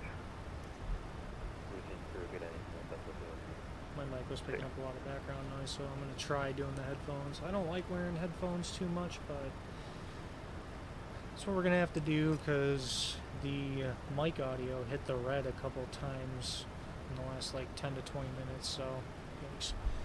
So we're going direct to Quiche. There's no altitude restrictions there. We want to be between 15 and 18,000 at Bubby at 280 knots. So we're going to go to the VNav page here and fix that because we want to be at 4692, contact approach 119.8, sorry, 119.7. 119.7 Southwest 4692. Good evening. Air Canada 514, squawk 1336, please. Squawk Western. Hey, American 1477, just check with the brain trust rate. That should be fine if you only have it. Yeah, I forgot to update my NavGraph data. I have the Cardinals 4, not the Cardinals 5. No worries, that should be fine. Baltimore approach, good evening. Southwest 4692 is descending via Anthem 5. Hey, Southwest 4692, Potomac First Steve, altimeter 2988, information officer current. Let's see, you can expect the, let me just check the weather. He's with the visual approach runway 10. Alright, we'll expect the visual runway 10, Southwest 4692. So we got 2988 on standby. We're expecting the visual for runway 10. So let's go ahead and go to our FMC here, and we will arrival. We'll go to the arrival here, and we'll just tack on the ILS as a backup. Oscar. Can you spark a sign code and move Charlie the graph for me? And we'll go to the legs page here and verify that it's not going to overlap and turn us around, because that's happened now, to me before. And pushback is approved. Give me a call when you're taxi.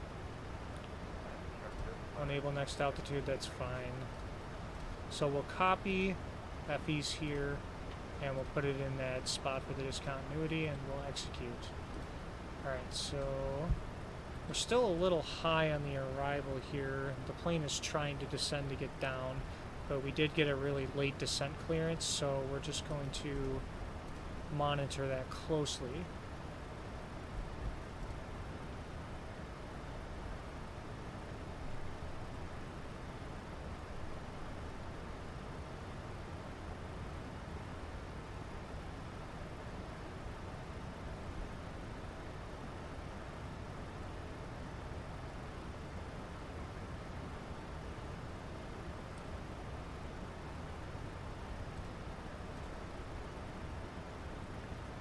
And this plane is really trying to dip down to get those altitude restrictions. We got pretty late of a clearance here. We're going to use some speed brakes because this aircraft is really... Yeah, Southwest 4692, you're at 12 o'clock, call it 8 miles. They're heading into an area of moderate to heavy precipitation. Just let me know if you need a vector.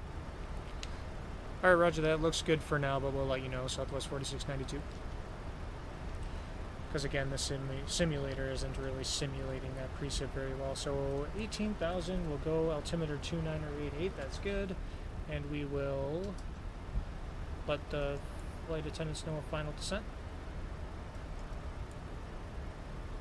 Okay.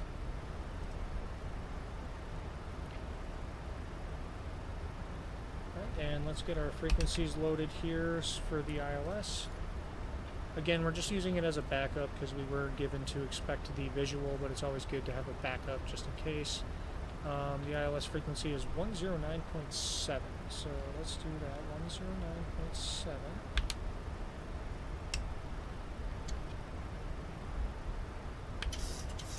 And then verify down below that that matches, because I've had a problem with that before. Okay, yep, it is an ILS, that's good. Approach course is 105. Went the wrong way there. Oh, went too far. And 1477, ready for push.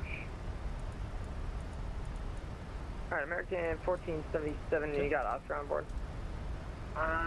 Sure do. 1477. Alright, American 1477, pushback onto Alpha is approved, the tail facing northeast. Okay, minimums are at 343, but we're expecting the visual, so that's good. We'll go back to our arrival, and we're looking for 250 knots at Jabber, which I do believe is on here. You know what? Nope. Because we're looking at runway 10, so we're going to flag. Okay, so we want 250 knots at Rocked and 11,000 feet.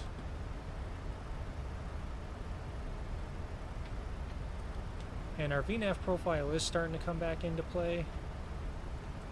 But we're not quite there yet, again, due to this late descent. What is this? Speed brakes extended, yep. Okay. That is intentional.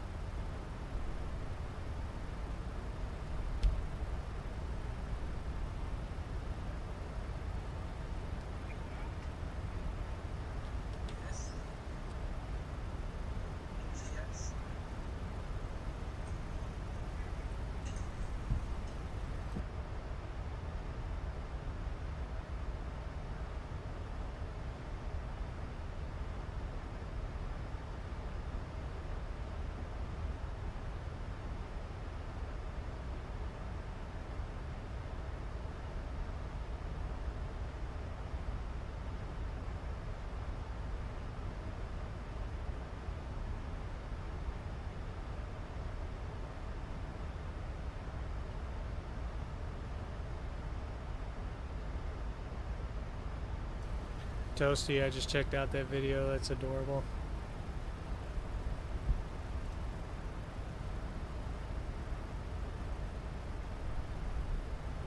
Okay, so I think we can take the speed brakes out for now, because we're at about a 500 foot per minute descent.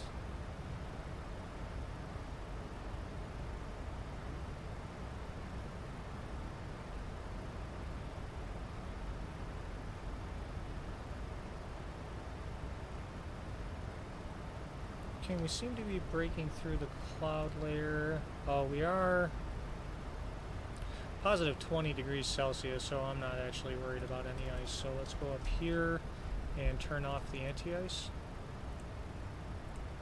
Okay, the valves are closing. They're closed, good, and the engine ignition switches can go to off. I never turn the wing inspection lights off. I always forget that for some reason. Okay, so since we're doing this, the bottom here is going to be 4,000 feet, so let's dip that low. 4,000 feet is the bottom altitude. 1477 ready for taxi. For runway 10. Hi, American 1477, runway 15 right, taxi via Alpha Tango Hotel Papa. Alpha Tango Hotel Papa for 1477. And we'll just get the airport diagram on standby so when we land we know what we're doing here. And then we're looking for gate Charlie 14.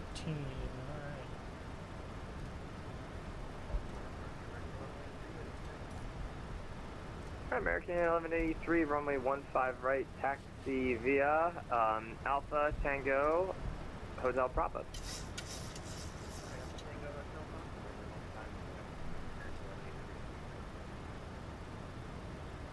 American 1477, I can't find hotel. Is that just a crossway?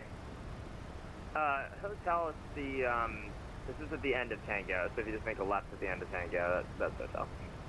Hi, from I thought I could just pop out right here at one of these intersections. Okay, I'll just pop out a hotel for 1477. American 1477, actually, you can just do Tango left on Echo and then pop out to the end. Hey, from I'm already going over towards hotel, so I'll just go hotel 1477. You know what I never did was a heading sync. Go ahead and reduce the range here so we can see more.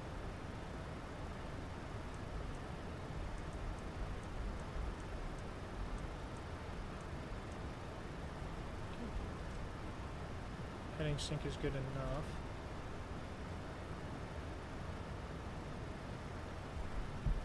And we're coming up on 10,000 feet, so let's get the landing lights on.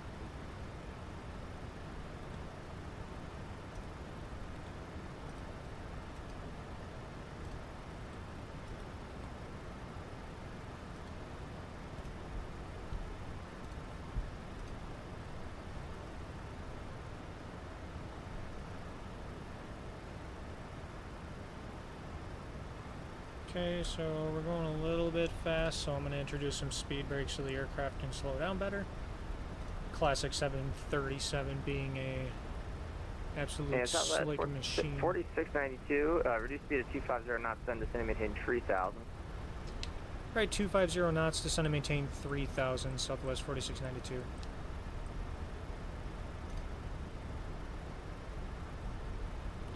So speed intervention, they want us at 250. So I was only about, well, I was indicating 258, which is not really that much over. Yeah, Southwest 4692, turn right heading 190, vector space. Right heading 190, Southwest 4692. Alright, so now we're going to turn on heading select and we're looking for 190.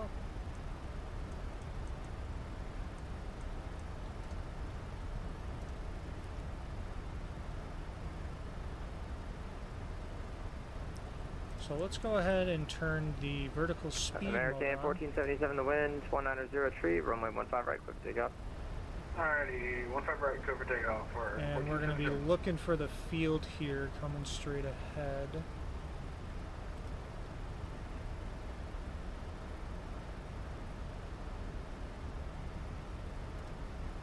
I want to say that that's Baltimore, but I'm not 100% sure. Oh, it is. And approach Southwest 4692 has the field in sight. Is that Southwest 4692? Affirmative, Southwest 4692. Alright, Southwest 4692, cleared visual approach, runway 10. Cleared visual, runway 10, Southwest 4692.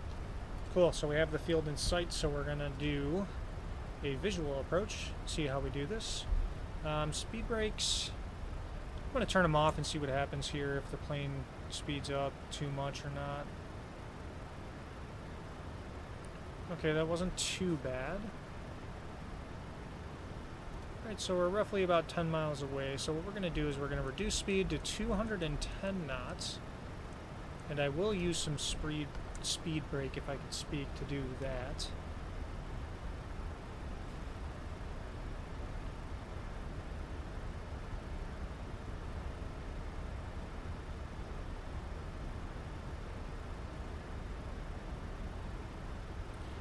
And we'll just try and fly this whole thing by hand. A new plane, all by hand. Let's see what happens. It's going to be interesting. The one thing that I've noticed is that the autopilot disconnect button, though, doesn't like to work for me. I have to figure out what exactly is causing that.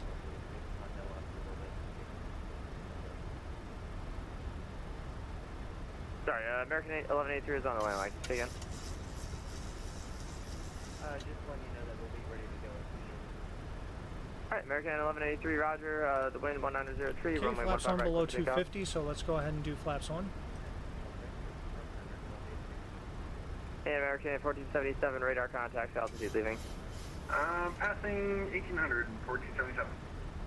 American 1477, roger.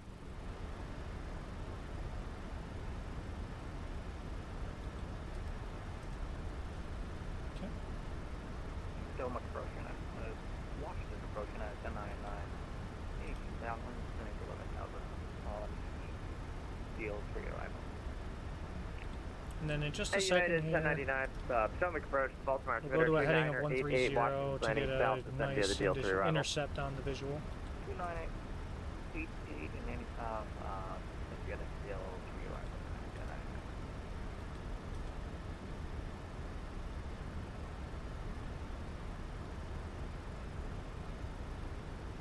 Just don't want to do it too early and end up on a very, very short final. Okay, we're looking good there. Turn left towards the field. Let's do 160 and see where that places us. And Southwest 4692, traffic will depart the crossing before you arrive. The wind's 190 at tree, runway 10, clear to land. Runway 10 cleared to land and looking for traffic, Southwest 4692. Okay, so we're cleared to land, so the taxi light's coming on to remind us of that. And we'll go ahead and drop the gear. And we'll slow down to 180.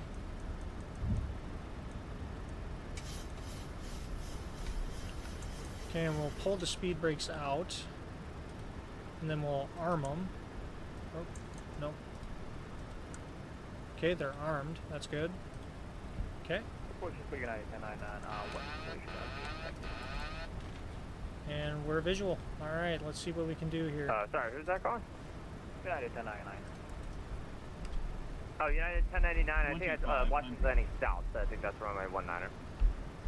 Alright, flaps 15. Let's try and get down to 160. Oh. What just happened here? What just happened? What?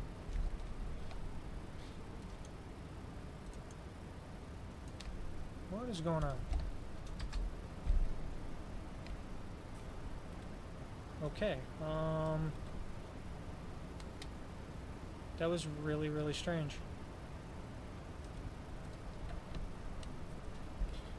Alright, well, I guess we're landing with no maps or anything. I'm not entirely sure what just happened there. So I guess we're landing flaps 15. That was really weird. I think I need to figure out how to keybind a little more specifically here. What just happened?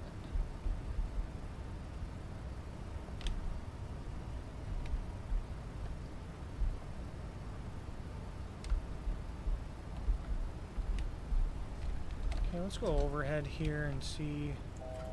Okay, somehow our generators got turned off. That was really odd. Yaw dampers are on, probe heats are on. Okay, that was really, really odd. Okay. So let's throttle back, slow down. We have kind of a tailwind in this direction. So we're going to have to fight that. It's coming from the right side. We'll go flaps 30. And I should have calculated a VREF speed, but we're just going to 1183, contact 7 departure, Bowman 9.85. Have a great rest of your flight.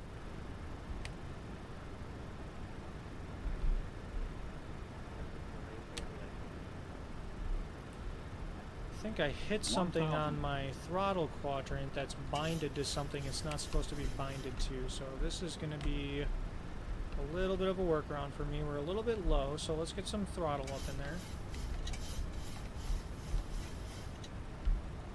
Use trim to our advantage here as well to keep our speed. Alright, now we're back on glide slope. We're doing good on the speed. Just trying to keep aligned with the runway here. Oh, now we're starting to get more of that headwind. It's kind of shifting on us a little bit. Okay. Oh, don't want to get too low. 300. Oh yeah, we're... There we go. 200. Okay. A little bit slower. Wind's coming from the right side, so let's crab just a little bit. 100. We're going to be dropping in a second here. 50, 40, 30, Throttle 20, idle. 10. Okay, nice and easy. Alright, right on target. Alright, cool. Ailerons into the wind. We got 2 in reverse. Ease the nose down. And we didn't put in any auto brakes because I got distracted by the absolute electrical failure we had there. We're at 60 knots. Reversers are coming back out.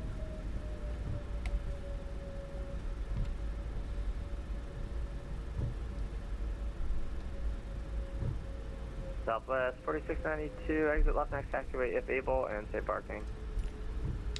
Alright, left one able, and then we're going to gate Charlie 14, Southwest 4692.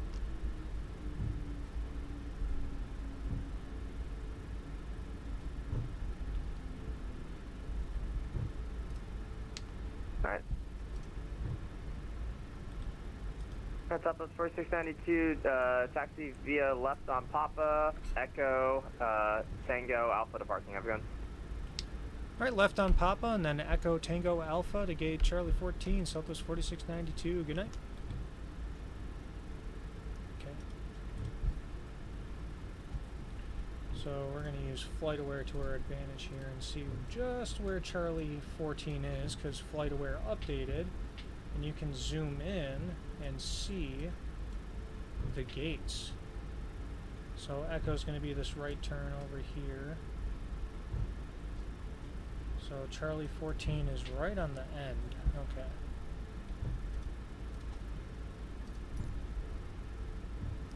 So we're going to this pier over on the right side.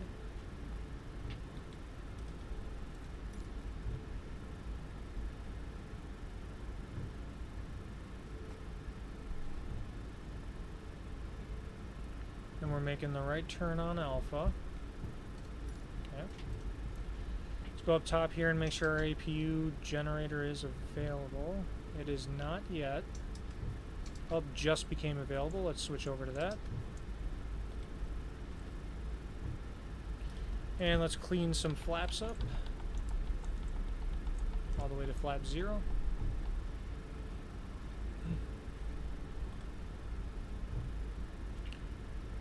Then we're going to be making a couple left turns up here, it looks like.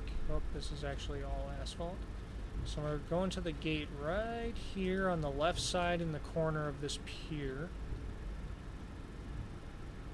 And the line is right there.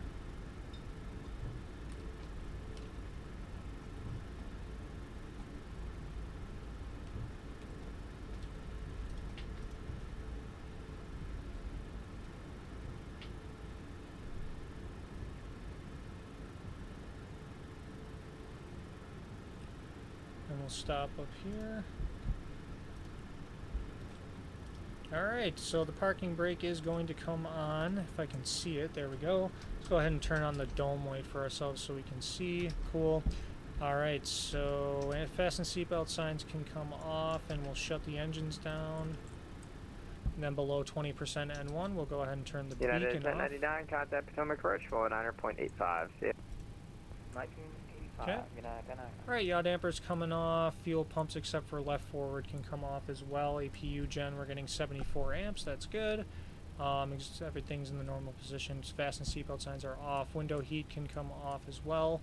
And the probe heats can go to off. Cool. Oh, the probe heats are auto in the Max. Huh, that's good to know. Alright. The anti-ices are off, that's good. Hydraulic pumps can come off. APU bleed is coming on, so we can get some air in the cabin again after engine shutdown. And the ISL valve is open. Alright, let's go ahead and request the jetway, and let's let our passengers off of the aircraft.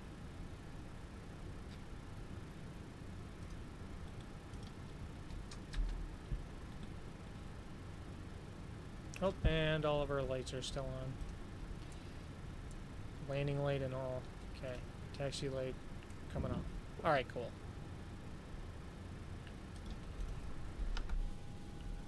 So now we are in a turnaround state and we are here at Baltimore. Alright. That flight was a little bit on the disastrous side towards the end there, so takeoff was really good. Setting up for the departure was really good. No problems there, but then we got cleared to climb up to 14,000 after we departed Cleveland, and we leveled off at 6,000 because we were still in VNAV, and the procedure had us below 6,000 at a certain waypoint. And I screwed up. I totally forgot to hit level change instead of, you know, some of the other autopilot settings, so the plane wasn't climbing, and I tried to force it manually. That was a little bit of a disaster, but we recovered. That was fine.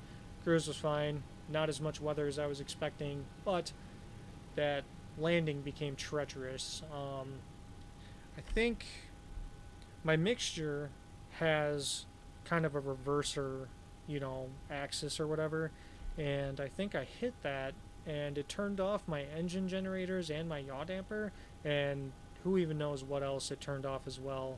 We lost electricity for a little bit, but we did the troubleshoot and we figured it out. So that kind of set us back a little bit. We didn't set any auto brakes or anything, but we recovered. We flew in by hand, and it was a really good landing. Just a little bit on the late side, but it was really smooth, and we were within our limits before we had to go around, and we made it. That's the big thing. So there you go. I'm going to try and set up for this next flight. I might play around with some settings a little bit to see if I can't get something to work a little bit better. Because my autopilot disconnect doesn't work, and whatever the mixture button is set to, I have to fix that as well. So I'm going to reload the plane to make sure that nothing screws up too bad, and we'll go from there. Alright, so I'll be back. Hang tight.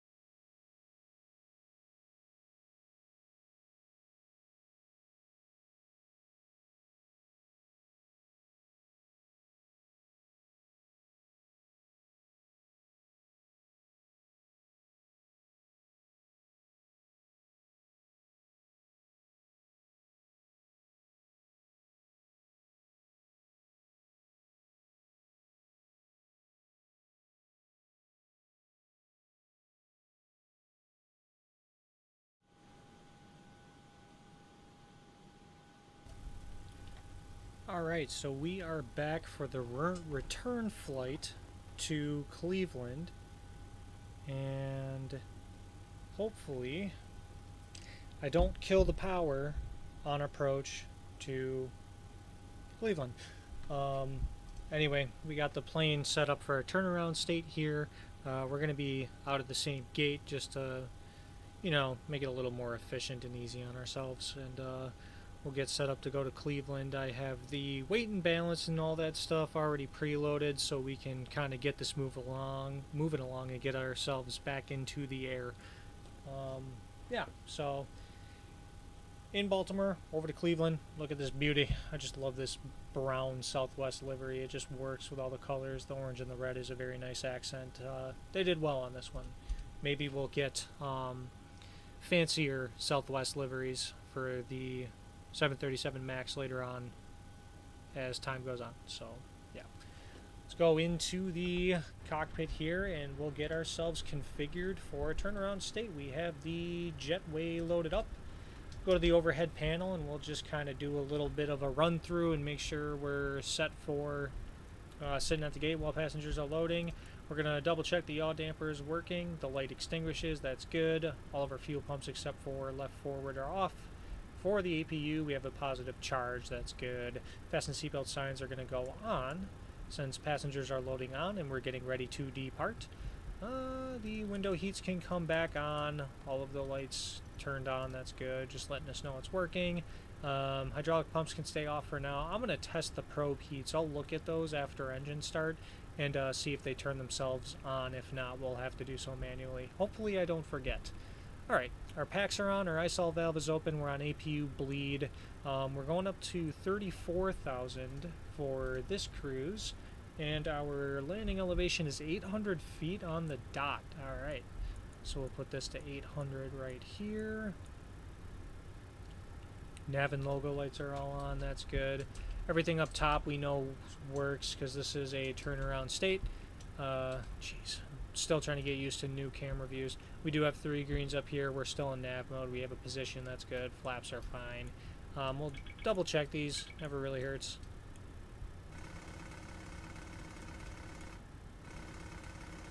And both of those work still, that's good. Come to the lower panel, this is fine. We already checked all those. We're getting a new squawk code. We're looking for 3704. And we're in TARA, our nav source is up in the middle, it's on, so it's altitude reporting, that's good. And we are ready to load up the FMC. Everything looks exactly how I want it to look. Alright, so we're starting off at Baltimore. The position data I already threw in for us while we were in the turnaround state, that's good. We're going back to Cleveland, Kilo Charlie Lima Echo. Our flight number today is Southwest 1648, and we will activate that and execute and go to performance in it. And our zero fuel weight, if I could speak for this flight, is going to be we'll go to weight and balance here. Zero fuel is 131.1, so let's throw that in there.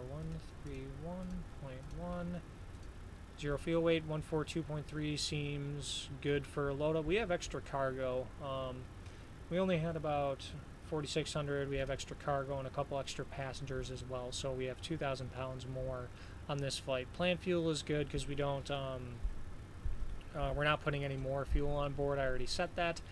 Reserves, we're looking at 4.9, so we'll go ahead and throw that in here. Cost index, we're looking at 6. Our cruise altitude today is flight level 340, so we're going to put that in. Our top of climb winds are 290 at 1.8. So at the flight levels are not very strong, which is interesting and unique. And again, we'll skip these two. I'll have to do a little more research into the OFP and find out how to do these things. So we'll execute that, the N1 limit. We are able to do a D-rated takeoff, so we're going to go do that. So let's go ahead and get off of this page, complete that. We're doing a D-rate takeoff 1, and we're looking at a select temp of 40 degrees Celsius. So we'll throw that in the top left here. 83.0, does that match? 83.0. Yep, that's all good to go. We'll go to the takeoff page. We are doing another flaps 5 takeoff. We'll paste our CG trim and verify that that properly set for us, 5.48, and that looks about there. Automatically does it for us, and our V speeds 135, 136, and 145.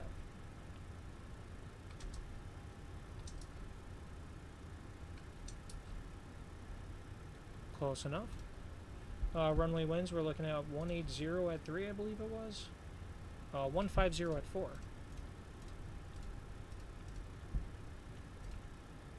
So we'll throw that in there, verify our V-speed stay, which they do. Alright, so departure. We're doing the Lindsay 2. And I'm assuming we're taking off from 15 right. We'll change that if need be. And then we're doing the Jerez transition, if I said that right. Then we'll go to route.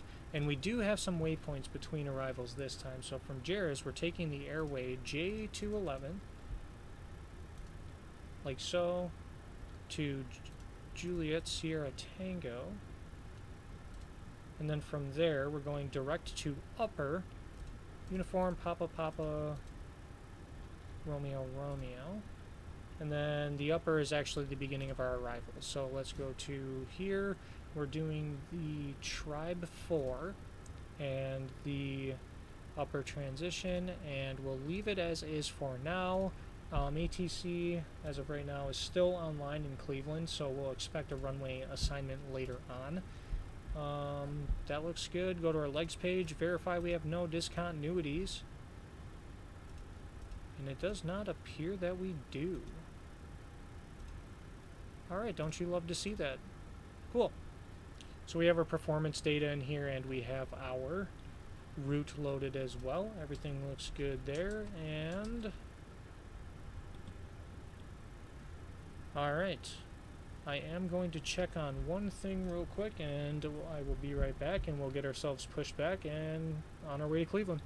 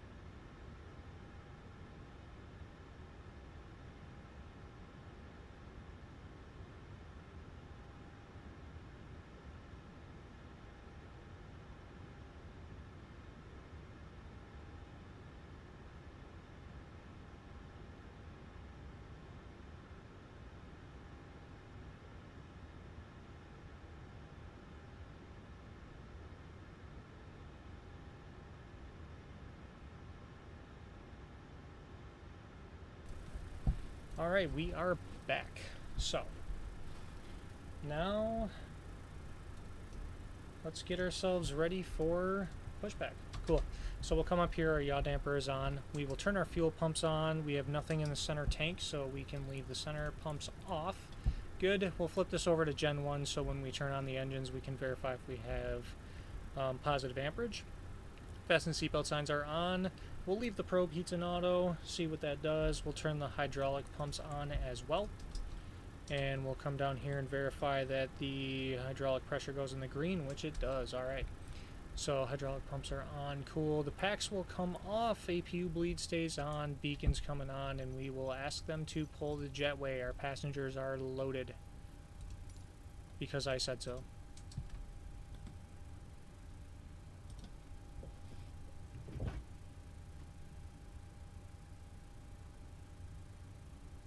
And I did hear the door close. And they do want us to call for push. So we're going to 119.7, which we're already on. That's good.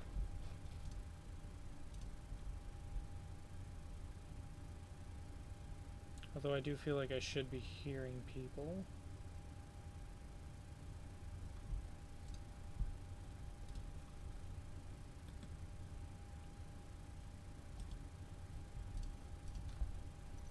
Get our pushback plug-in loaded up again. Okay. And you know what? I should get my Navigraph charts ready to go. Okay, we're good here. Cool. Oh, you know what? We forgot to set the autopilot. That's going to be important. So we're going to look at the instrument departure. We're doing the Lens 2. And it says climb via the SID. So we'll go to our top altitude here, which is 16,000 feet. 16,000. And there's some altitude restrictions, so we'll be below a certain point, but I trust the VNav to handle that just fine. Oh, you know what I did forget to do was recycle the flight directors. Alright, so 16,000 on the autopilot panel.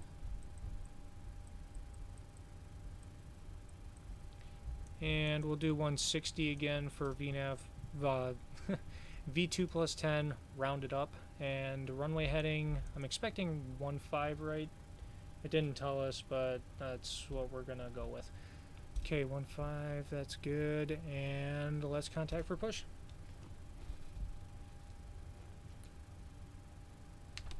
Potomac approach, Southwest 1648, gate Charlie 14 on the ground at Baltimore, requesting push and start.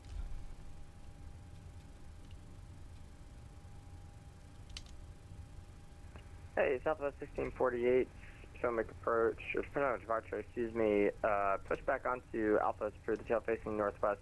Just realized they just came down and put it up now. Information Quebec is current, if you can grab that for me. Alright, we'll pick up Quebec, push and start approved, tail facing to the northwest for Southwest 1648. Tail northeast for Southwest 1648. Tail northeast, Southwest 1648, sorry. Okay, cool. So we'll pick up the ATIS, got the uniform, or I'm sorry, information Quebec, 1504, yep, blah, blah, blah. Altimeter 2989er, so up 0.01, not anything too crazy. Expect visual, blah, blah, blah. Departing runways 15 right and left, so yeah, we'll expect 15 right, that's good. I forgot to check ATIS again. And to think that I'm a real pilot. Okay, which one? Yep, we have Quebec. Alright, cool. And approach Southwest 1648 does have Quebec. Okay, so let's start our pushback. Roger, thank you. Cockpit to ground. Oops. This is ground. No. Stand by.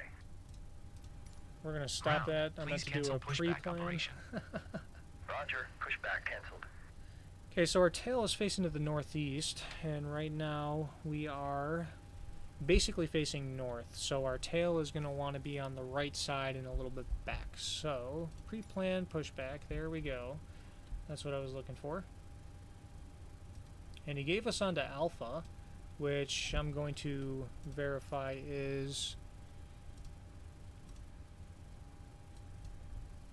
what I'm looking at here. Yep, this is Alpha right here. Cool. So, tail to the northeast. And right on to Alpha right there. Okay. We'll enter that. And we'll request the pushback. Cockpit to ground. And verify we're set up for start. Stand by. Okay, packs are off. APU bleed is on. Yep, we are set up for start. And the beacon is also on. Cool.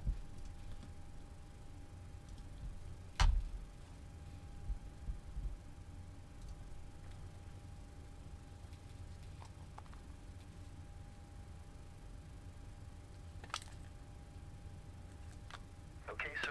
The bypass pin is installed. All doors and hatches closed and all ground equipment is removed. The parking brakes are set. You may lift. Parking brake set. Lifting the aircraft.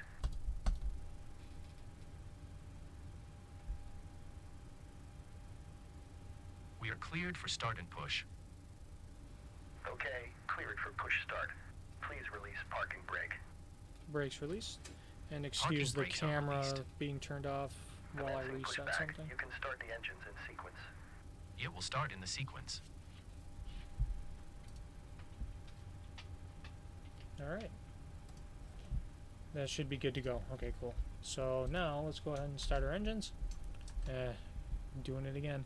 Alright, so the right ignition switch is going to ground. We have a change in duct pressure. The engine number 2 start valve is open, and N2 is in fact rising. So once motoring is complete, we'll turn on some fuel.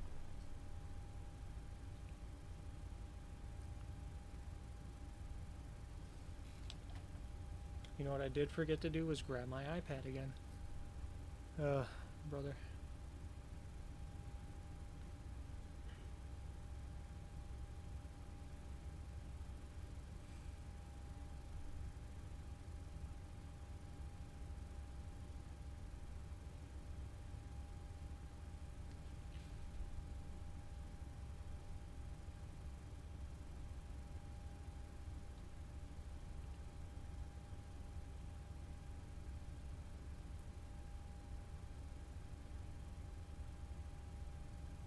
And motoring's complete. Introducing fuel.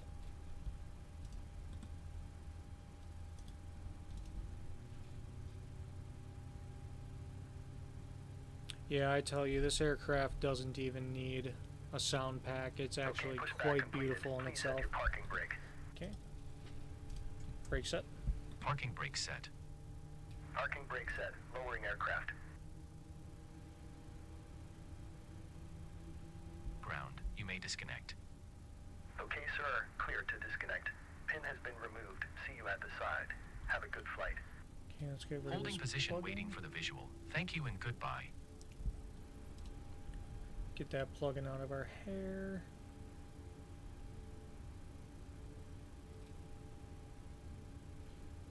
Alright, engine 2 is stable. Negative hot start. Love it. Alright, engine number 1. We got the change in duct pressure. We have our start valve open. And N2 is rising.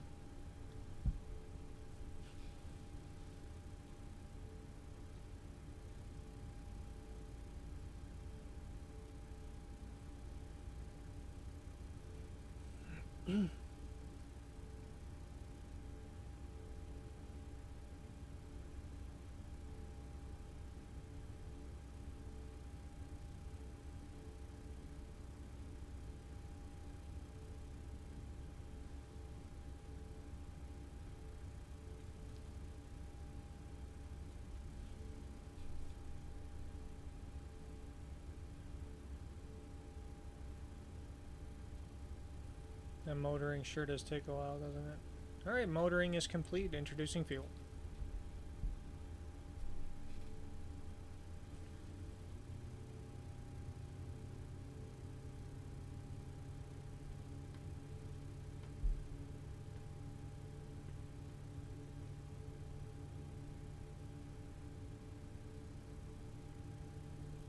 And it's a solid positive 30 degrees Celsius, so it is a little bit hot in Baltimore right now. A little hot for my comfort, that's for sure.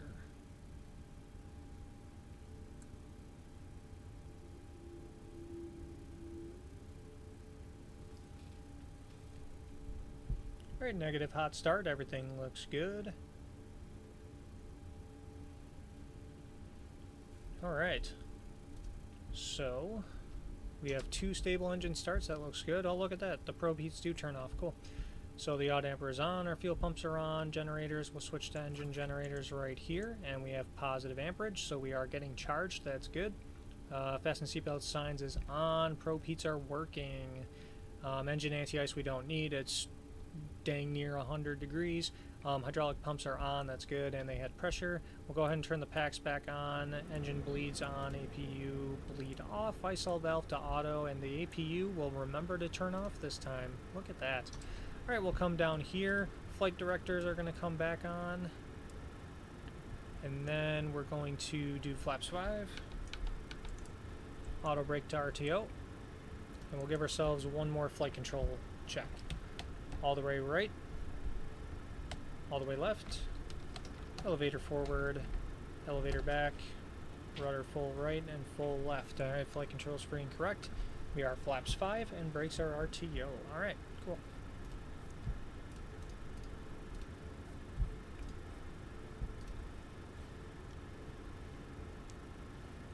And let's actually get these flight controls off of our screen here. Potomac approach, Southwest 1648 is ready to taxi.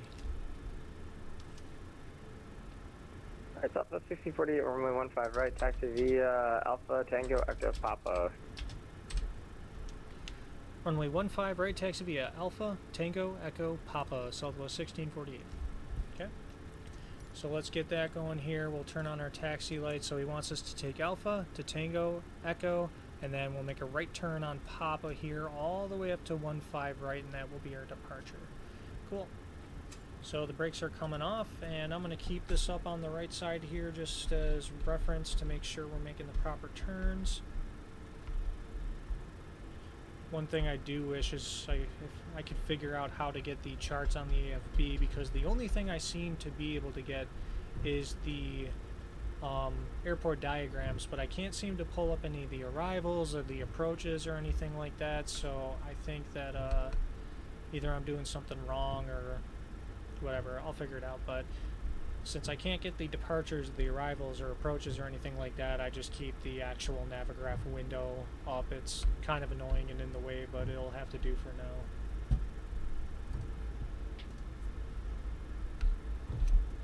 Alright, and then we're making the left turn on Echo here. And we will be taking Papa all the way to 15 right.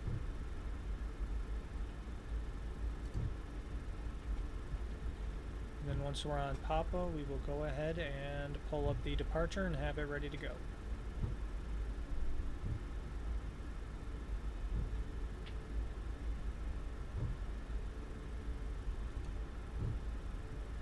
Alright. So we're on Papa and we're ready to go.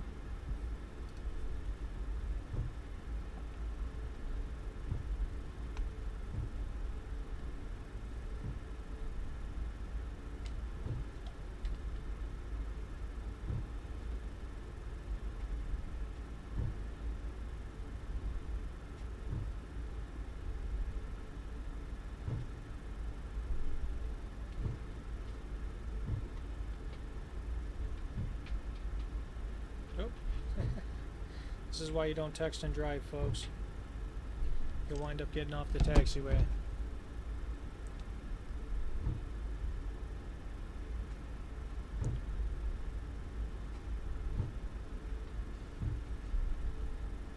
I yell at people for that all the time, and here I am. Well, it's a simulator, so it's not as important. So I'm not a hypocrite. Alright, so I'm keeping the dome light on because when it comes to setting toga with the auto thrust and everything, I really struggle to find the button. The iFly Max doesn't have the same little cheat where you can click this screw and set toga thrust. So we're just going to actually try and find that button with the dome light on, turn that off, and then we'll get going from there.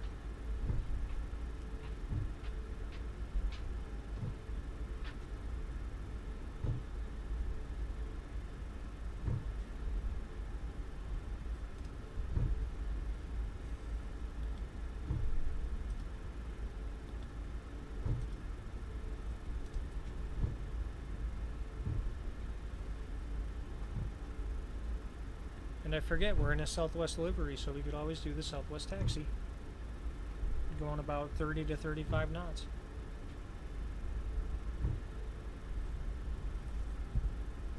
Alright, so we're going to arm VNav and LNav. We'll arm our auto throttle. Southwest 1548, the wind 1604, runway 15 right, clear for takeoff. 15 right, clear for takeoff, Southwest 1648. Okay, so we're clear for takeoff, so let's go ahead and get the Southwest landing lights 3244, preparing for a ship. We'll get the strobes on and wing inspection lights on as well. We're going kind of fast here. Slow down so we don't overrun.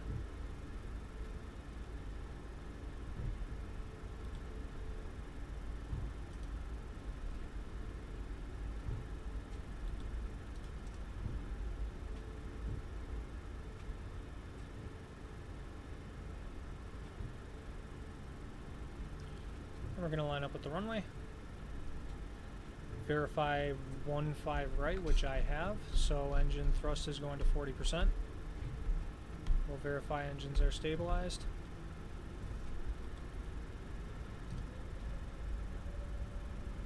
And engines are stabilized.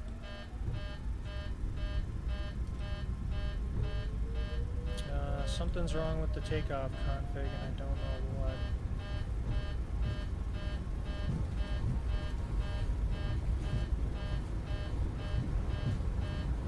So normally you would reject takeoff here, obviously, but I'm in a sim and just feel like going for it. Alright, V1, rotate.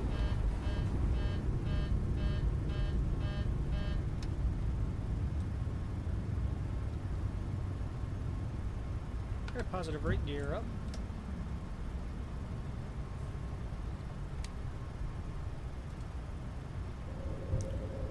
And we'll let the autopilot take it from here. And I'm going to turn off this dome light, and I'm going to try and figure out what it was that gave us that takeoff warning.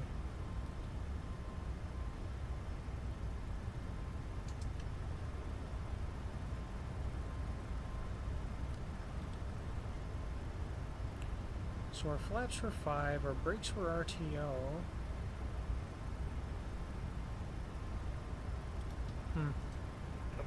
Approach Southwest 3244 is 13.4. Flaps on. Going to be the traditional arrival information back. Hey, Southwest 3244, showing approach the Baltimore Center 29er 89er. Thanks for Quebec. Descend via the Flaps switch for arrival. Expect the visual approach runway 10. I expect visual approach 10 Southwest 1344. Southwest 1648, radar contact, South 2 leaving. Passing through 2,900, Southwest 1648. Southwest 1648, roger. Okay.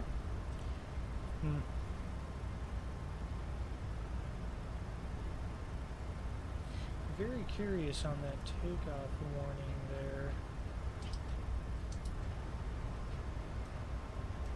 Oh, you know what? Our speed brake was still armed, so when we landed, it never deployed. Huh. Fun. Okay, so we're going into some visible moisture here. So let's go ahead and throw the...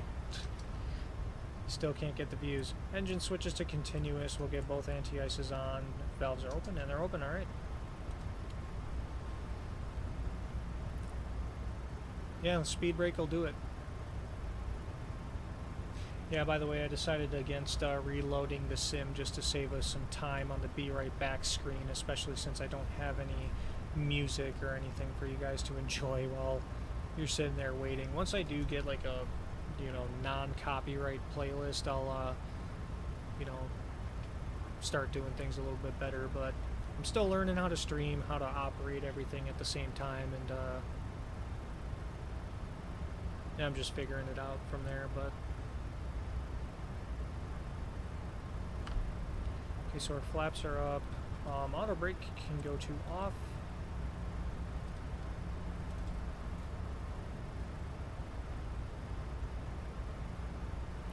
Alright, our engines are looking good, right where we want them. The aircraft is maintaining 250 knots. Aircraft had a little bit of trouble there trying to get on its heading. It's having a lot of trouble getting on its heading there. What's going on?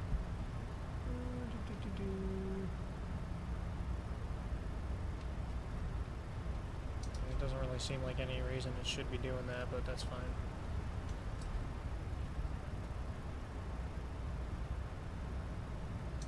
Oh well.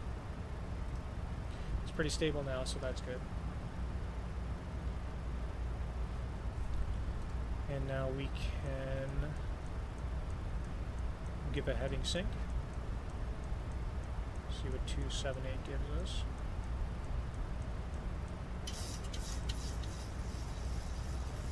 Yeah, 279er seems to be better anyway, if I can speak. So we got terrain. I wonder if we turn the weather on.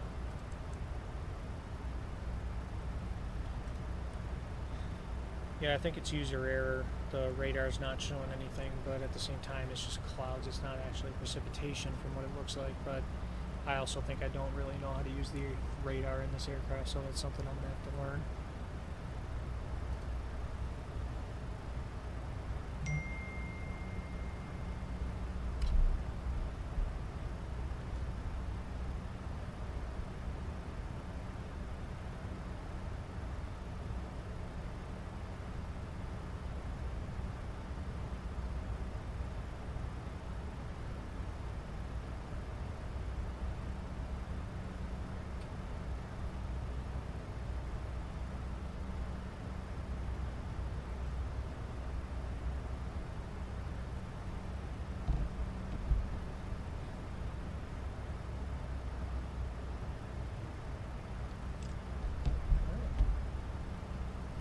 You know what? I never signaled we passed 10,000. Too much attention being paid to my phone. Alright, landing lights are off, taxi lights are off, flight attendants are notified. Let's keep the wing inspection lights on from now. Because it looks like we're still about to go through a layer. But then once we're out of it, we'll turn the engine anti-ice off, and then we'll also turn off the wing inspection as well.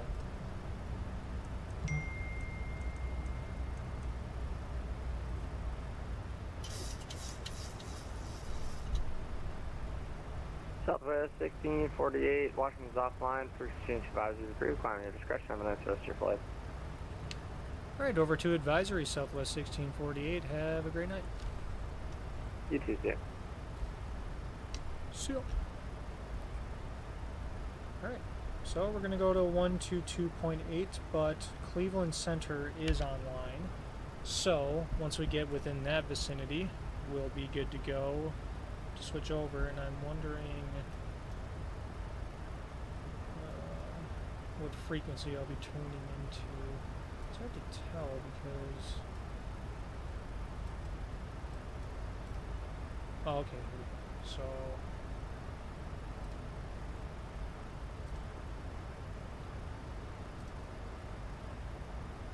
Oh, we're on the same frequency.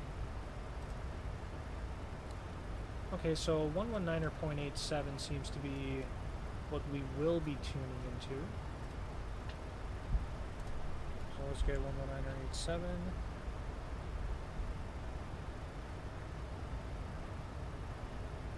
Cool. So that's on standby, that's good. Looking at the radar, we're going to be shooting the gap between two pretty big thunderstorm cells here. But again, I don't think the sim is simulating that very well, so I doubt we'll end up reaching there. Oh, you know what? We're good to go up to cruise. Let's reset our VNAV. And we're going to 34,000, flight level 340.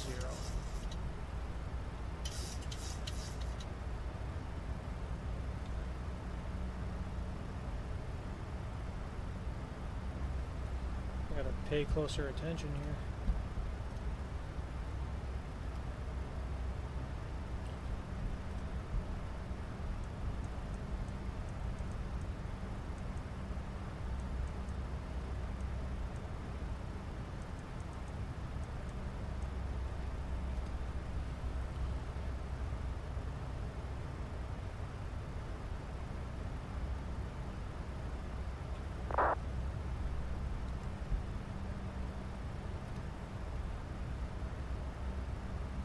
I almost got it with the heading sync. I tried to predict the wind correction ahead of time, and it looks like I was about 2 degrees off.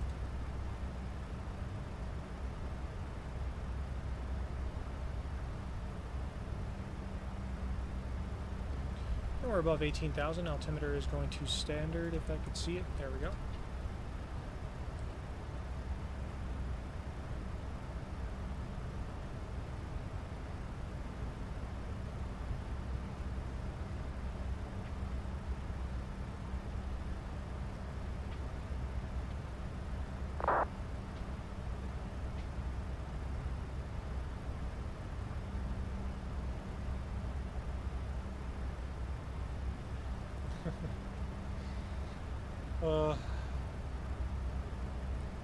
You guys can't see my V-Pilot, but people are doing chat via text on there. Probably doesn't have a mic or something, but we're on 122.8 and someone said JFK traffic, they're landing 22 left, and someone else responds, okay, and a UPS guy comes on and says JFK CTAP is 119.1, so it's very clear to me that people still don't exactly know what CTAP is or how to find it, which is kind of unfortunate because, you know, you should know what you're doing before you hop on VATSIM, but, you know, that's kind of the whole thing with VATSIM is people use it for training and not going to give them too much crap for trying.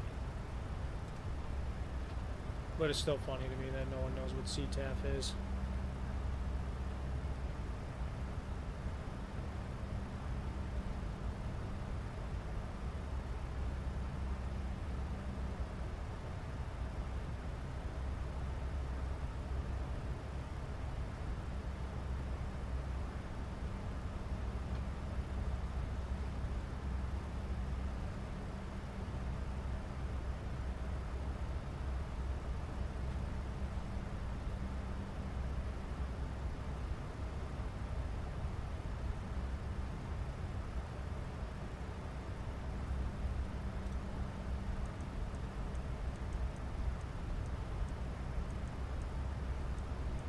Way too much on the...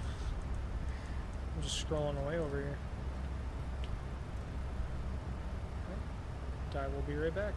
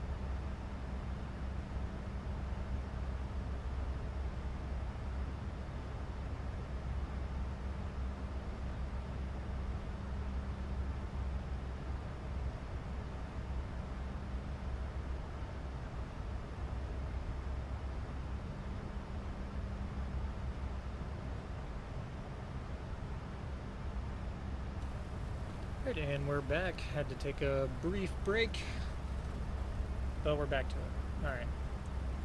So heading second, looks like we're passing through flight level 305. So not too much time to go. Center just hit me on ACARS and told me to contact. So switch over to 119.875. Looks like that's what we got in, and we'll make contact. Cleveland Center, good evening, Southwest 1648, flight level 310, climbing flight level 340. Southwest 1648, Cleveland Center, radar contact. Climb maintain flight level 340. Climb and maintain flight level 340, Southwest 1648. Alright. It's actually kind of odd he would still give that instruction.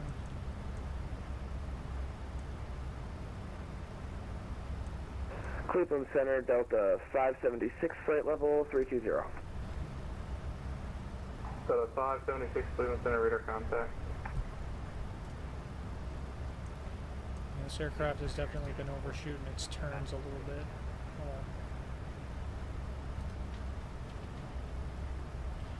Air Canada 456, Cleveland Center, hello, climb maintain. We have a little bit longer of a cruise on this route since we have more waypoints in between.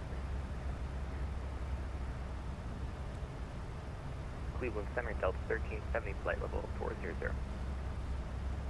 Oh, that's interesting. I just realized that VATSIM radar on the line Delta 1370, Cleveland Center, radar contact. Gives you altitude and speed restrictions for the arrival, because now it has the predictive route. When you click on an airplane, it tells you the route they filed and where they're going. Delta 1019, descend via the top gun to the metro altimeter 2981. Also posted. And via the Top Gun 2, altimeter 2981, Delta 1019.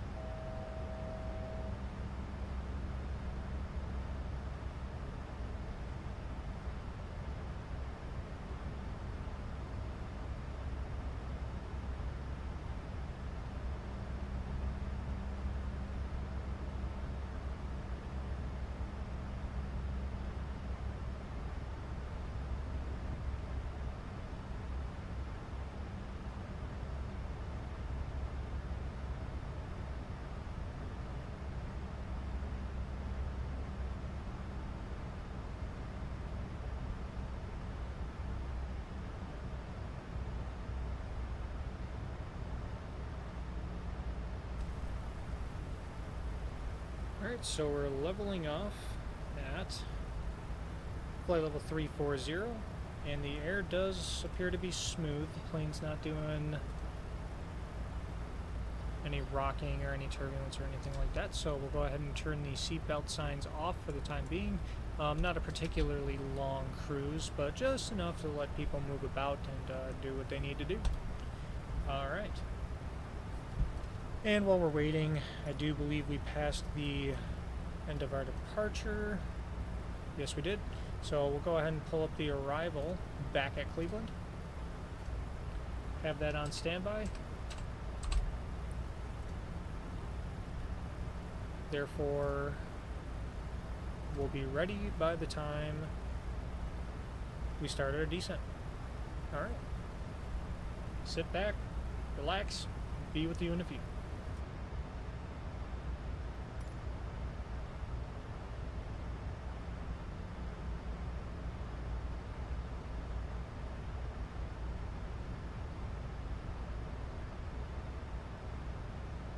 December 5417, check the ramp, your discretion, good day.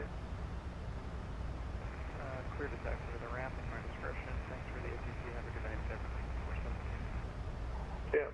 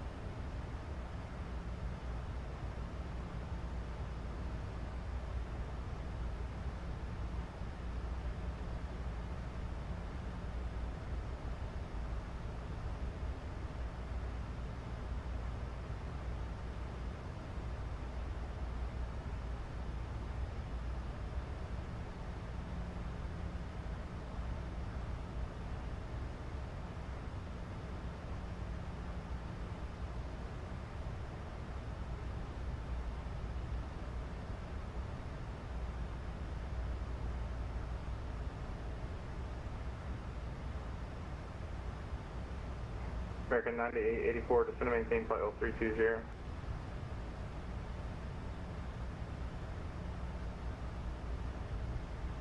American 9884, descend and maintain flight level 320.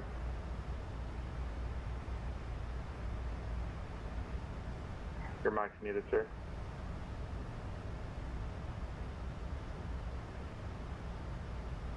Was that 320 or 220 American 9884? Flight level 320, 320. Roger, 320. And top of descent's already coming up in about 70 miles, so we'll be getting prepared for that very shortly. ATC still has to give us a descent clearance, but we'll expect it as we go.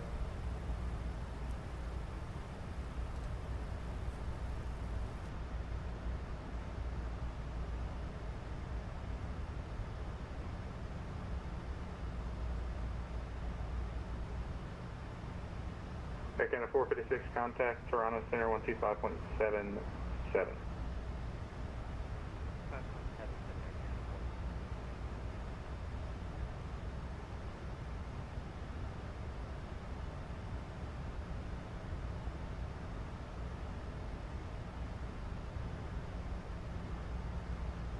Hello, Cleveland Center, Delta 808 Heavy, we'll get 40,000.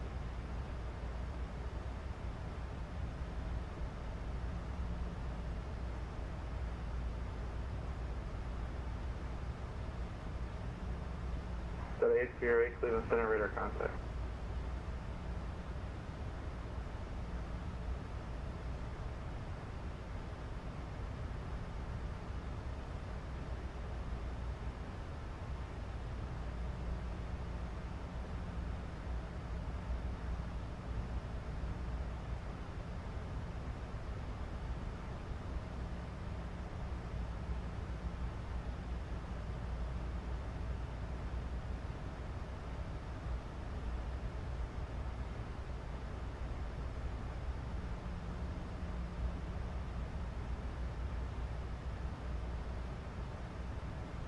Cleveland Center, low FedEx 97, flight level 340.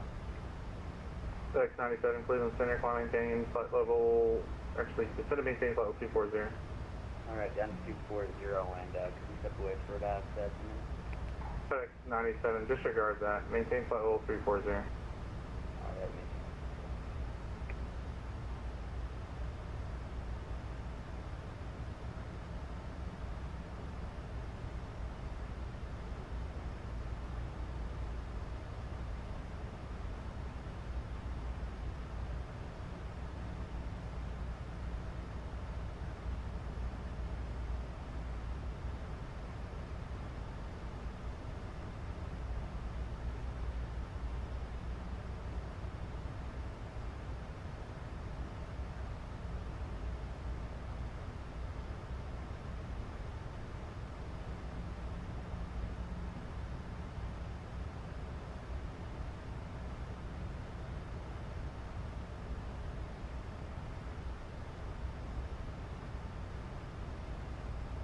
Delta 22, descend via the Top Gun 2 arrival, Metro altimeter 29081.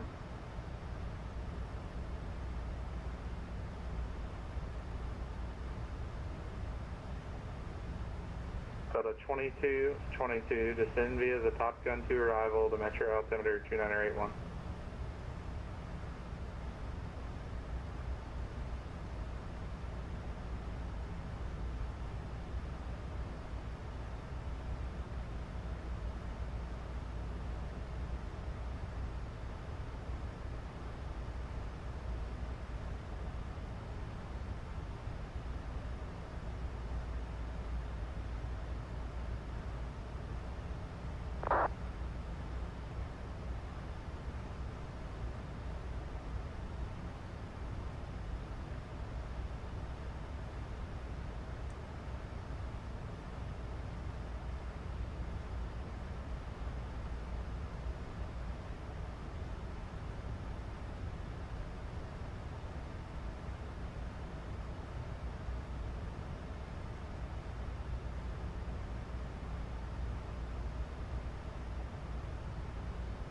Delta 2222 Cleveland.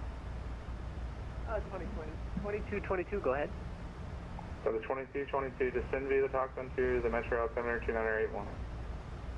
Descend by the Top Gun 2, altimeter 2981, Delta 2222.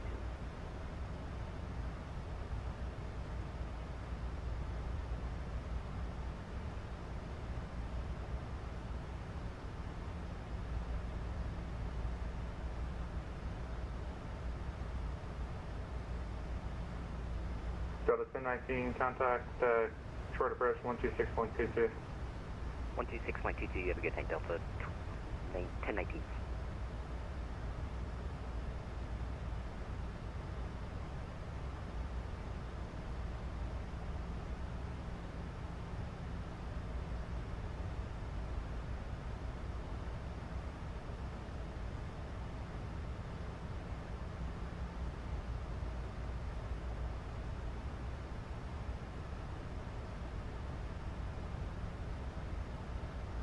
Stephen Center, Delta 3215 now. Looks like we're just about to pass through 15,000 feet. Delta 3315, climb maintain level 400. Up to flight level 400, Delta 30. Delta 3315, delete the speed. Repeat after Delta 3315. Delta 3315, delete the speed restriction. Thank you. American 9884, Chicago's closed, race return, appreciate approved. Put it to the dark side. Thank you so much. You have a great night. American 9884. So it looks like there's a pretty extensive descent between Upper and Decker. 26.5 miles. We want to be at or above flight level 240 at Upper, and between 16,000 and flight level 230 by Decker.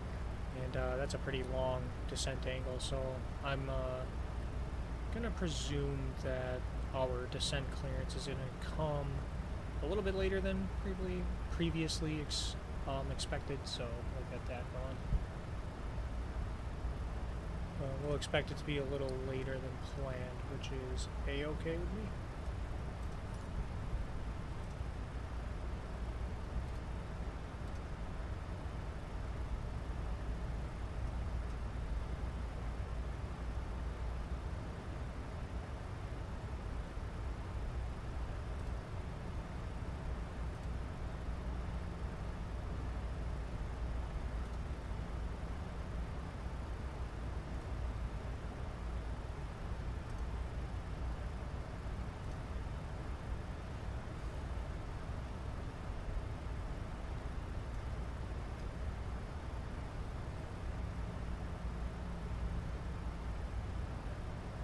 Southwest 3908, descend and maintain flight level 270.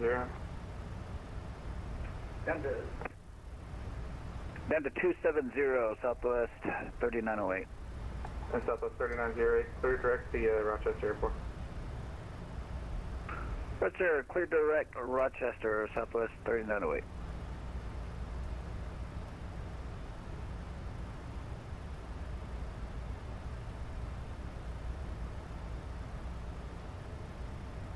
And clear clear Southwest 3908. Currently we're set up for ILS-4. Will that work for you? Do we need to pick another one? You can have whatever you want, sir. All right, sir, we'll set up for 4.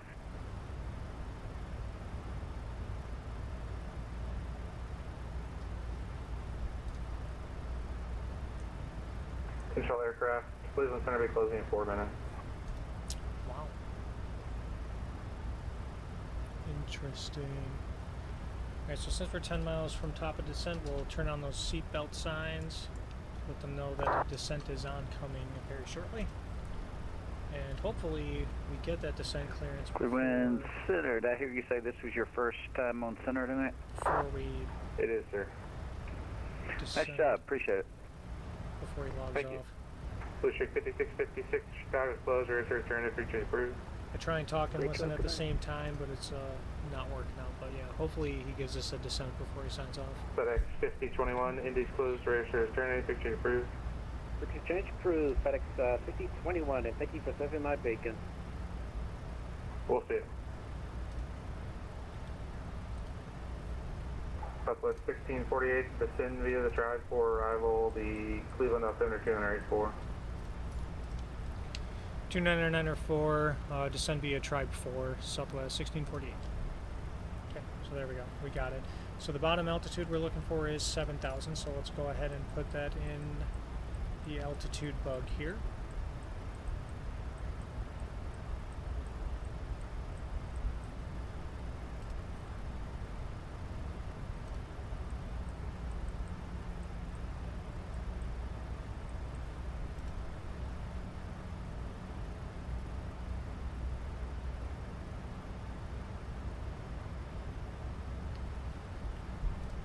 This arrival is setting up for landing facing to the northeast, so we'll expect one of those runways.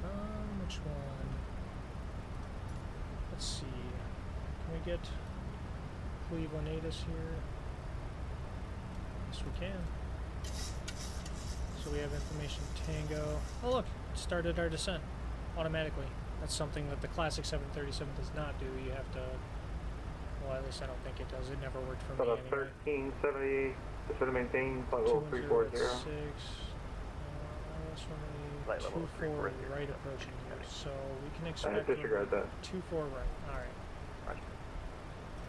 So let's go ahead to the arrival page. We'll slap on ILS 24 right, go to our legs page, just verify that nothing is going to What's that? 518, monitor unit com. be screwed with. Roger, over to you to complex it, buddy. Decker Tribe, okay, that's good.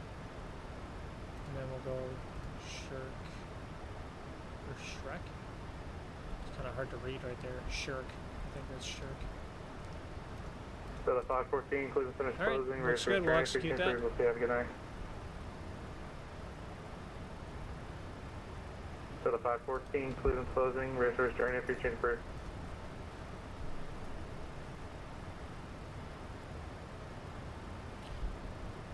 Actually, since there are speed restrictions on this arrival, we want to be at 280 knots, so that is set. Just verify on the VNAV page we are able to do that. So path descent, we're going to want to do 280 over, oh, invalid entry, okay. Well, our VNAV says 241, but our legs page says 280, and I think it's prioritizing the legs page since it is on the chart, so that's good.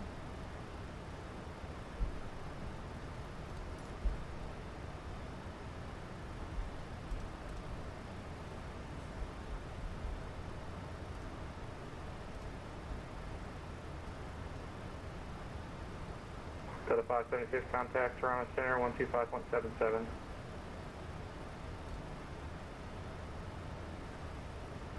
To the 576, Toronto Center, 125.77.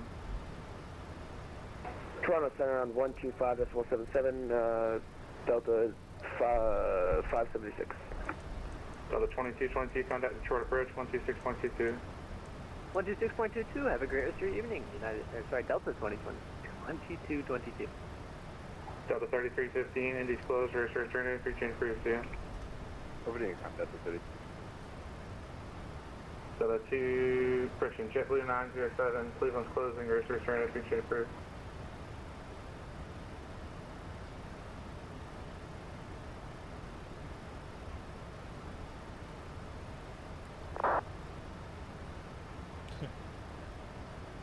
The lack of responses is interesting.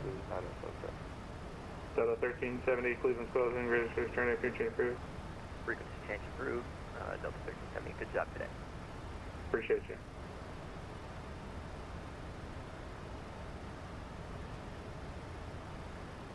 Delta 808 at pilot discretion, descend and maintain flight level 340. At pilot discretion, descend 340, and Delta 808, I'm closing, registered journey, free change approved. And over to Unicom, Delta 808, yeah. Southwest 3908, registered journey, free change approved, yeah. Over to Unicom, good job. FedEx 97, Cleveland's closing, registered journey, free change approved. Frequency change approved, FedEx 97, great job. We'll see you again. Yeah. Initial aircraft, Cleveland Center now closed. Well, I didn't even get the frequency change. I feel so left out right now. That's crazy. Okay, so we're going to need a little bit of drag on this descent. It has us descending at 4,000 feet per minute, and we're going 315 knots. That's aggressively fast. And we want to be 280 here, so probably should have been paying attention to that.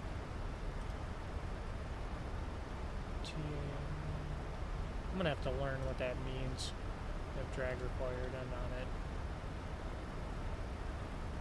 With center, medevac 544 Sierra Lima, 15 miles south of Briggs BOR at 7,500. He just closed.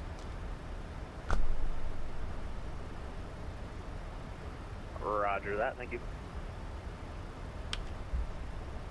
Alright, so we're going to go to 122.8, but we're going to have Cleveland Tower on standby, which is 124.5. So we're 122.8 and 124.5 is on standby, so we're good to go there. What a hot man. Oh, well, thank you. You're not too bad yourself. That speed reminds me of our flight into Winnipeg. Oh, boy. What were you, hauling out there or what?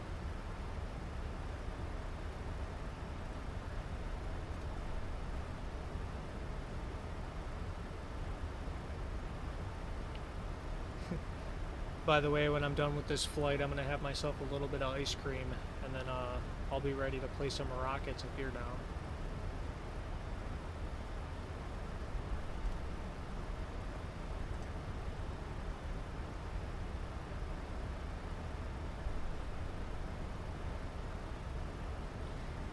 Alright, we're below 18,000 feet. I totally forgot what the altimeter setting was. It was 2984. Verify that matches with information Tango, which it does. So 2984 on standby. Boy, can I not see that. Oh, what did I just hit? Okay. So we're going off a standard and we're passing through 18,000. So we'll advise the flight attendants, bag everything up, and get in your seats. We're about to touch down. I don't remember my guy was 300 out. Oh yeah, you know what? I do remember you telling me that story now. Full speed brake, yeah. Full speed brake in the air is crazy. You know you're hauling booty when you gotta go all the way out.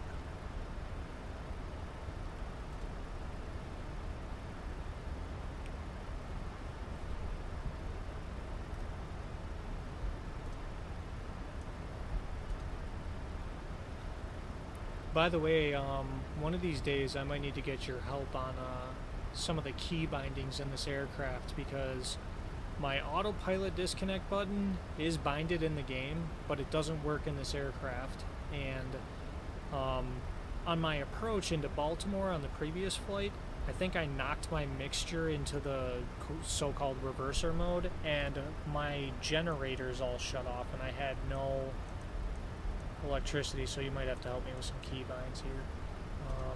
I'll look at you following SkyWest SOP like I told you. Oh yeah. Always.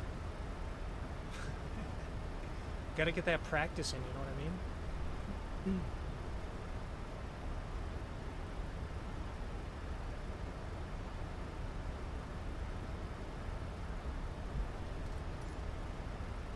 Alright, so we're back at 280 knots, which is good by tribe, and then we're going all the way to, what's the ending waypoint here? We're going to Burdon. Where's that? Oh, Budru? I don't even know how to pronounce that, but we want to be at 6,000 feet and 240 knots. So let's go ahead and put 6,000 feet in the altitude bug, and the aircraft will slow down to 240 eventually, theoretically speaking. Okay, let's take the speed brakes out and see what that does for us. Nah, this plane won't slow down. So speed brakes are back in for now. And we're getting pretty close to Budru already, and we're approaching 10,000 feet, so let's get these landing lights on. And let's get the flashers on so we don't get them bird strikes. I'll order some Hawaiian rolls. You bring the butter, okay? Oh yeah. You best believe it. I was thinking about bringing grease, but I could do butter.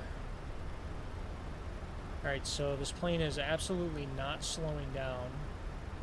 We are 275 knots indicated of below 10,000. This is... oh, man. What an unfortunate scenario. Oh, well.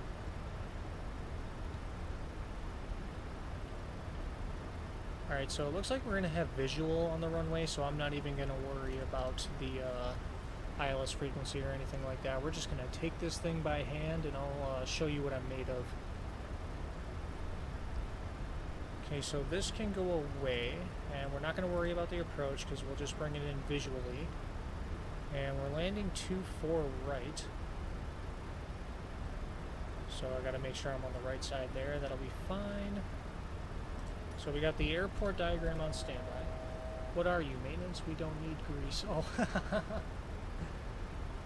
wow. I usually call it a greaser, but butter is significantly better.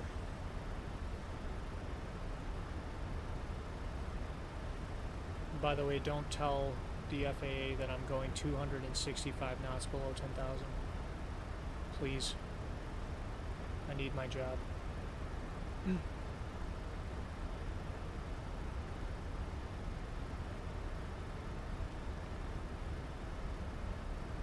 Alright, so we're finally slowing the heck down. That's good. Let's go down to 3,000 since we're going to be going on that ILS. Let's go ahead and reset VNAV so we can get down.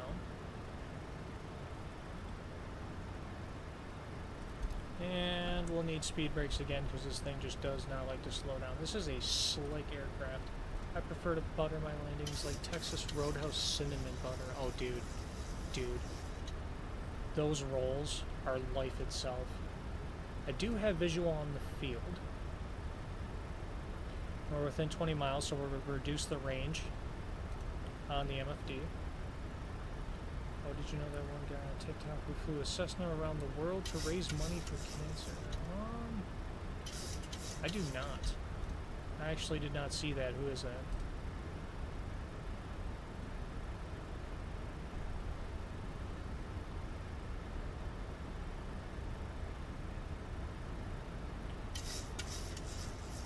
Alright, so let's go ahead and do flaps 1.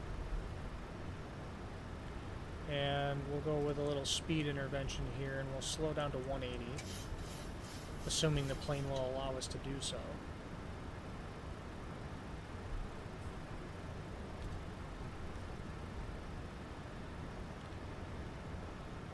Actually, we were pretty far to drop flaps 1. Oh well, I need anything I can get to slow myself down. Well, the FAA just revoked his pilot license for flying into Antarctica. Can you not fly into Antarctica? Do you need like a special permit or something like that? I mean, I imagine you would need like a overfly or landing permit like any other country. Did he just not do that, or is there like something extra you gotta do? Oh, you know what? Cleveland ATC is not even online anymore, so we're full-blown CTAF. Alright, so 124.5 is now active, and we'll announce our intentions.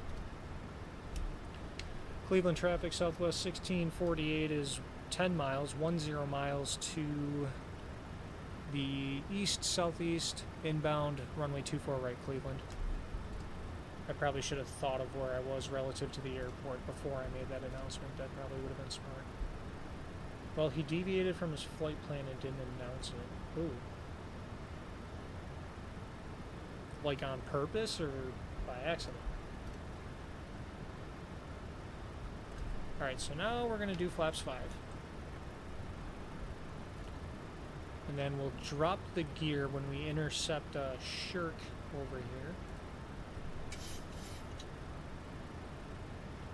And I'm actually going to see if this autopilot disconnect works now.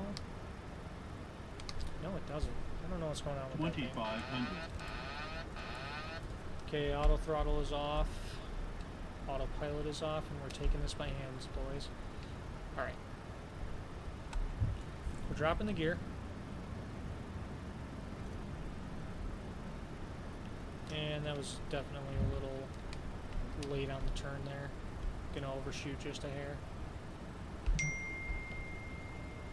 Jeez.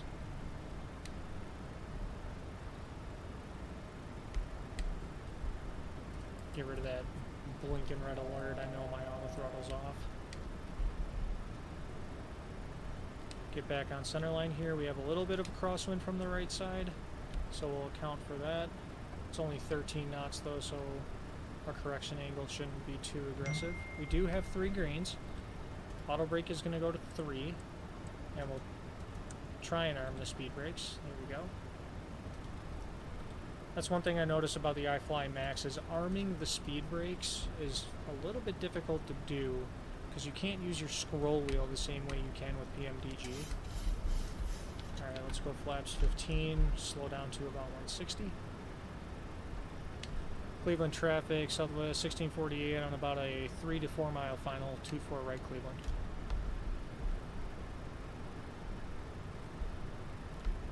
And I don't think this other aircraft off to my left is on the correct CTAF frequency, so that's going to be something. We're getting a little bit of low, so let's get some throttle in there. We'll go flaps 25. Cleveland traffic, Southwest 1648, 3 mile final, runway 24 right Cleveland. And flaps 30, and we'll do 150 knots on final. Getting a little bit on the right side of center line. Trying to get used to the controls. They're a little bit different than what I'm used to. Yeah, on purpose. Oh boy. 400. Well, I mean,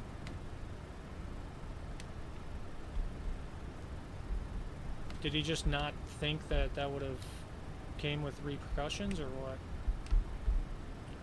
Oh, that wind shifted to a crosswind from the left side, so let's make sure we account for that.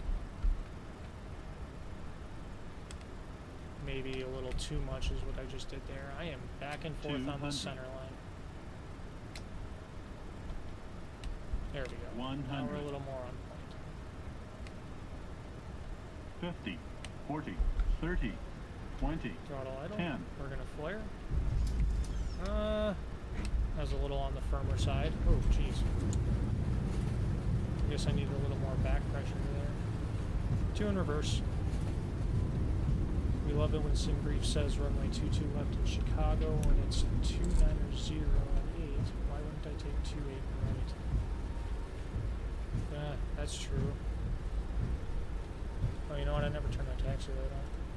Let's get those runway turn-offs on as well. Okay, auto brake is coming off. Oh, there's a high-speed exit right here. Alright, let's get that APU on.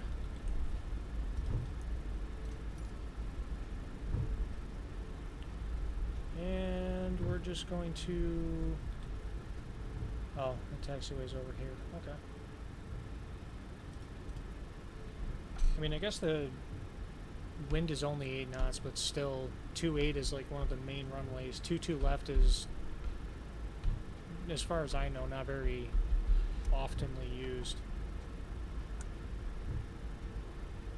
Huh. So my speed brakes are armed, but they didn't do anything. Okay.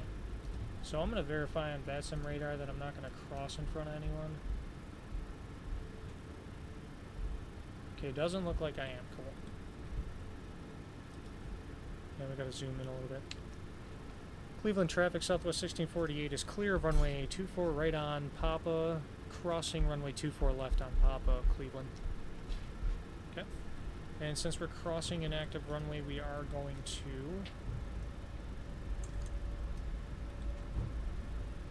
keep our strobes and landing lights on. We're going to gate Bravo 11.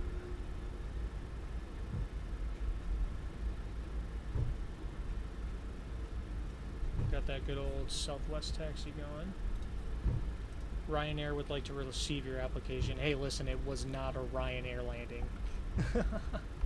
It was a little bit on the firmer side, but that was not Ryanair, I can tell you that. Oh, shit. Cleveland traffic, Southwest 1648 is clear, runway 24 left, taking Lima, Juliet 4, Juliet to the terminal, Cleveland. And we'll leave that page up just so I can see. We'll go ahead and get these landing lights off. Runway turnoffs off as well. Oh yeah, I always forget you need your scroll wheel. And the APU gen is available, so we'll run off that. Strobes are off, wing inspection off.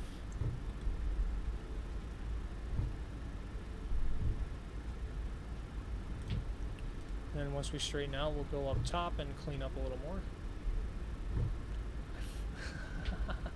I forgot to fucking butter. Hurry up. Alright, yaw dampers coming off. Probes, looks like they're staying on for now, which is fine. I'll turn that dome light on so I can see a little bit better so I know what I'm looking for here. Engine anti-ice can come off. We're no longer in visible moisture. We haven't been for a while.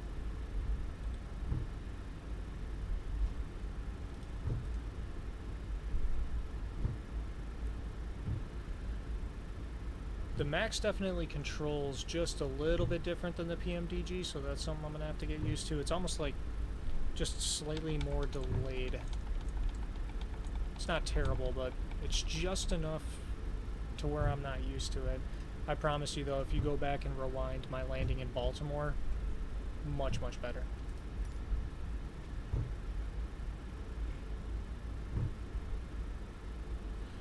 You know what I forgot to do was turn the camera on. There we go, just so you can see my face.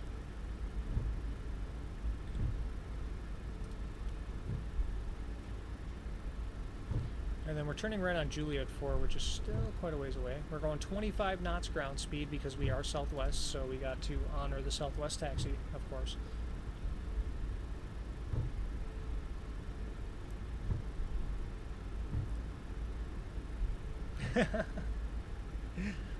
Actually, I just forgot to turn it on.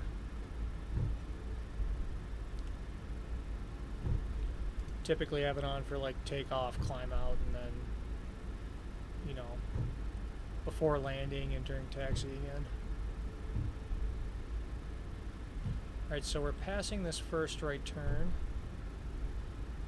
And maybe we're not. Doesn't seem to exist in this sim. Okay. The next right turn is Juliet 4. So we'll get rid of this because I know where I am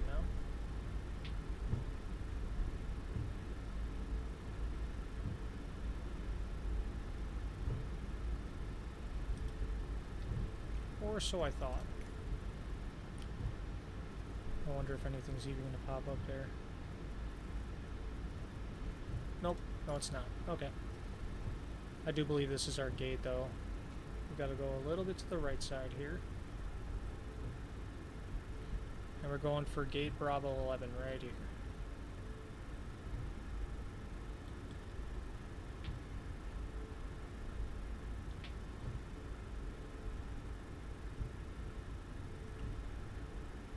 Trying to find the line when it's extremely dark is something. Oh, you know what?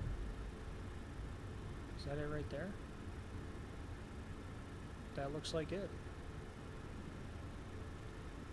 One thing is for sure, though, you were right about the Max wanting to just send it on idle. So when we renting out a real full motion 737, oh dude, honestly, I would so save up money for that. Okay, so we'll turn the taxi light off so we don't blind the rampers. Weird enough, this jet bridge is in a really stupid position. So we'll stop a little bit short of it so it doesn't hit us on its way over. So we'll stop right here. We'll set the parking brake. Oop. There we go. Set the parking brake. Fasten seatbelt signs are off. We will cut off the fuel.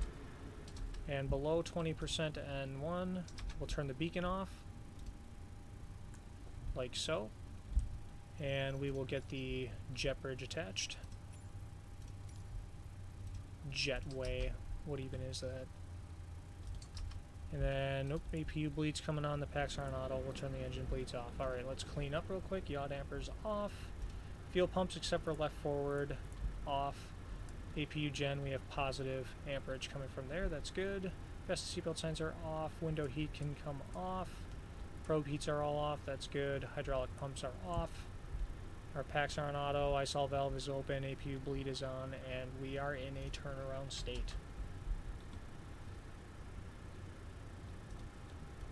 So because this jet bridge is at a stupid angle, it doesn't want to attach to the plane. Default airports in this sim are pretty rough. Seatbelt sign only comes off technically for SkyWest till the nose wheel chalk is on. Oh, that's actually good to know. And then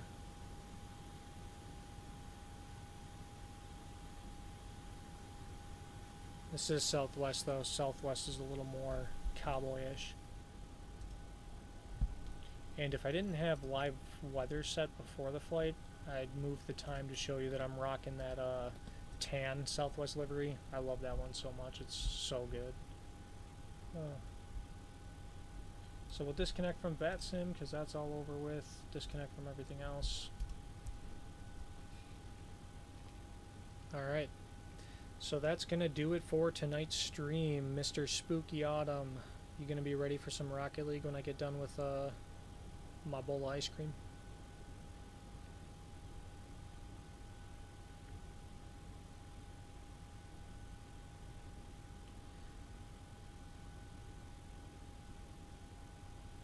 Well, I'm ready whenever. Cool. Alright, sounds good. I'm going to have myself some ice cream and then we'll get gaming. I'll definitely shoot you a text for sure. Alright, folks. Well, the first flight was a lot better than the second one. The second one I kind of stopped paying attention and got behind the aircraft a little bit. That landing was a little bit on the firmer side. Definitely not Ryanair.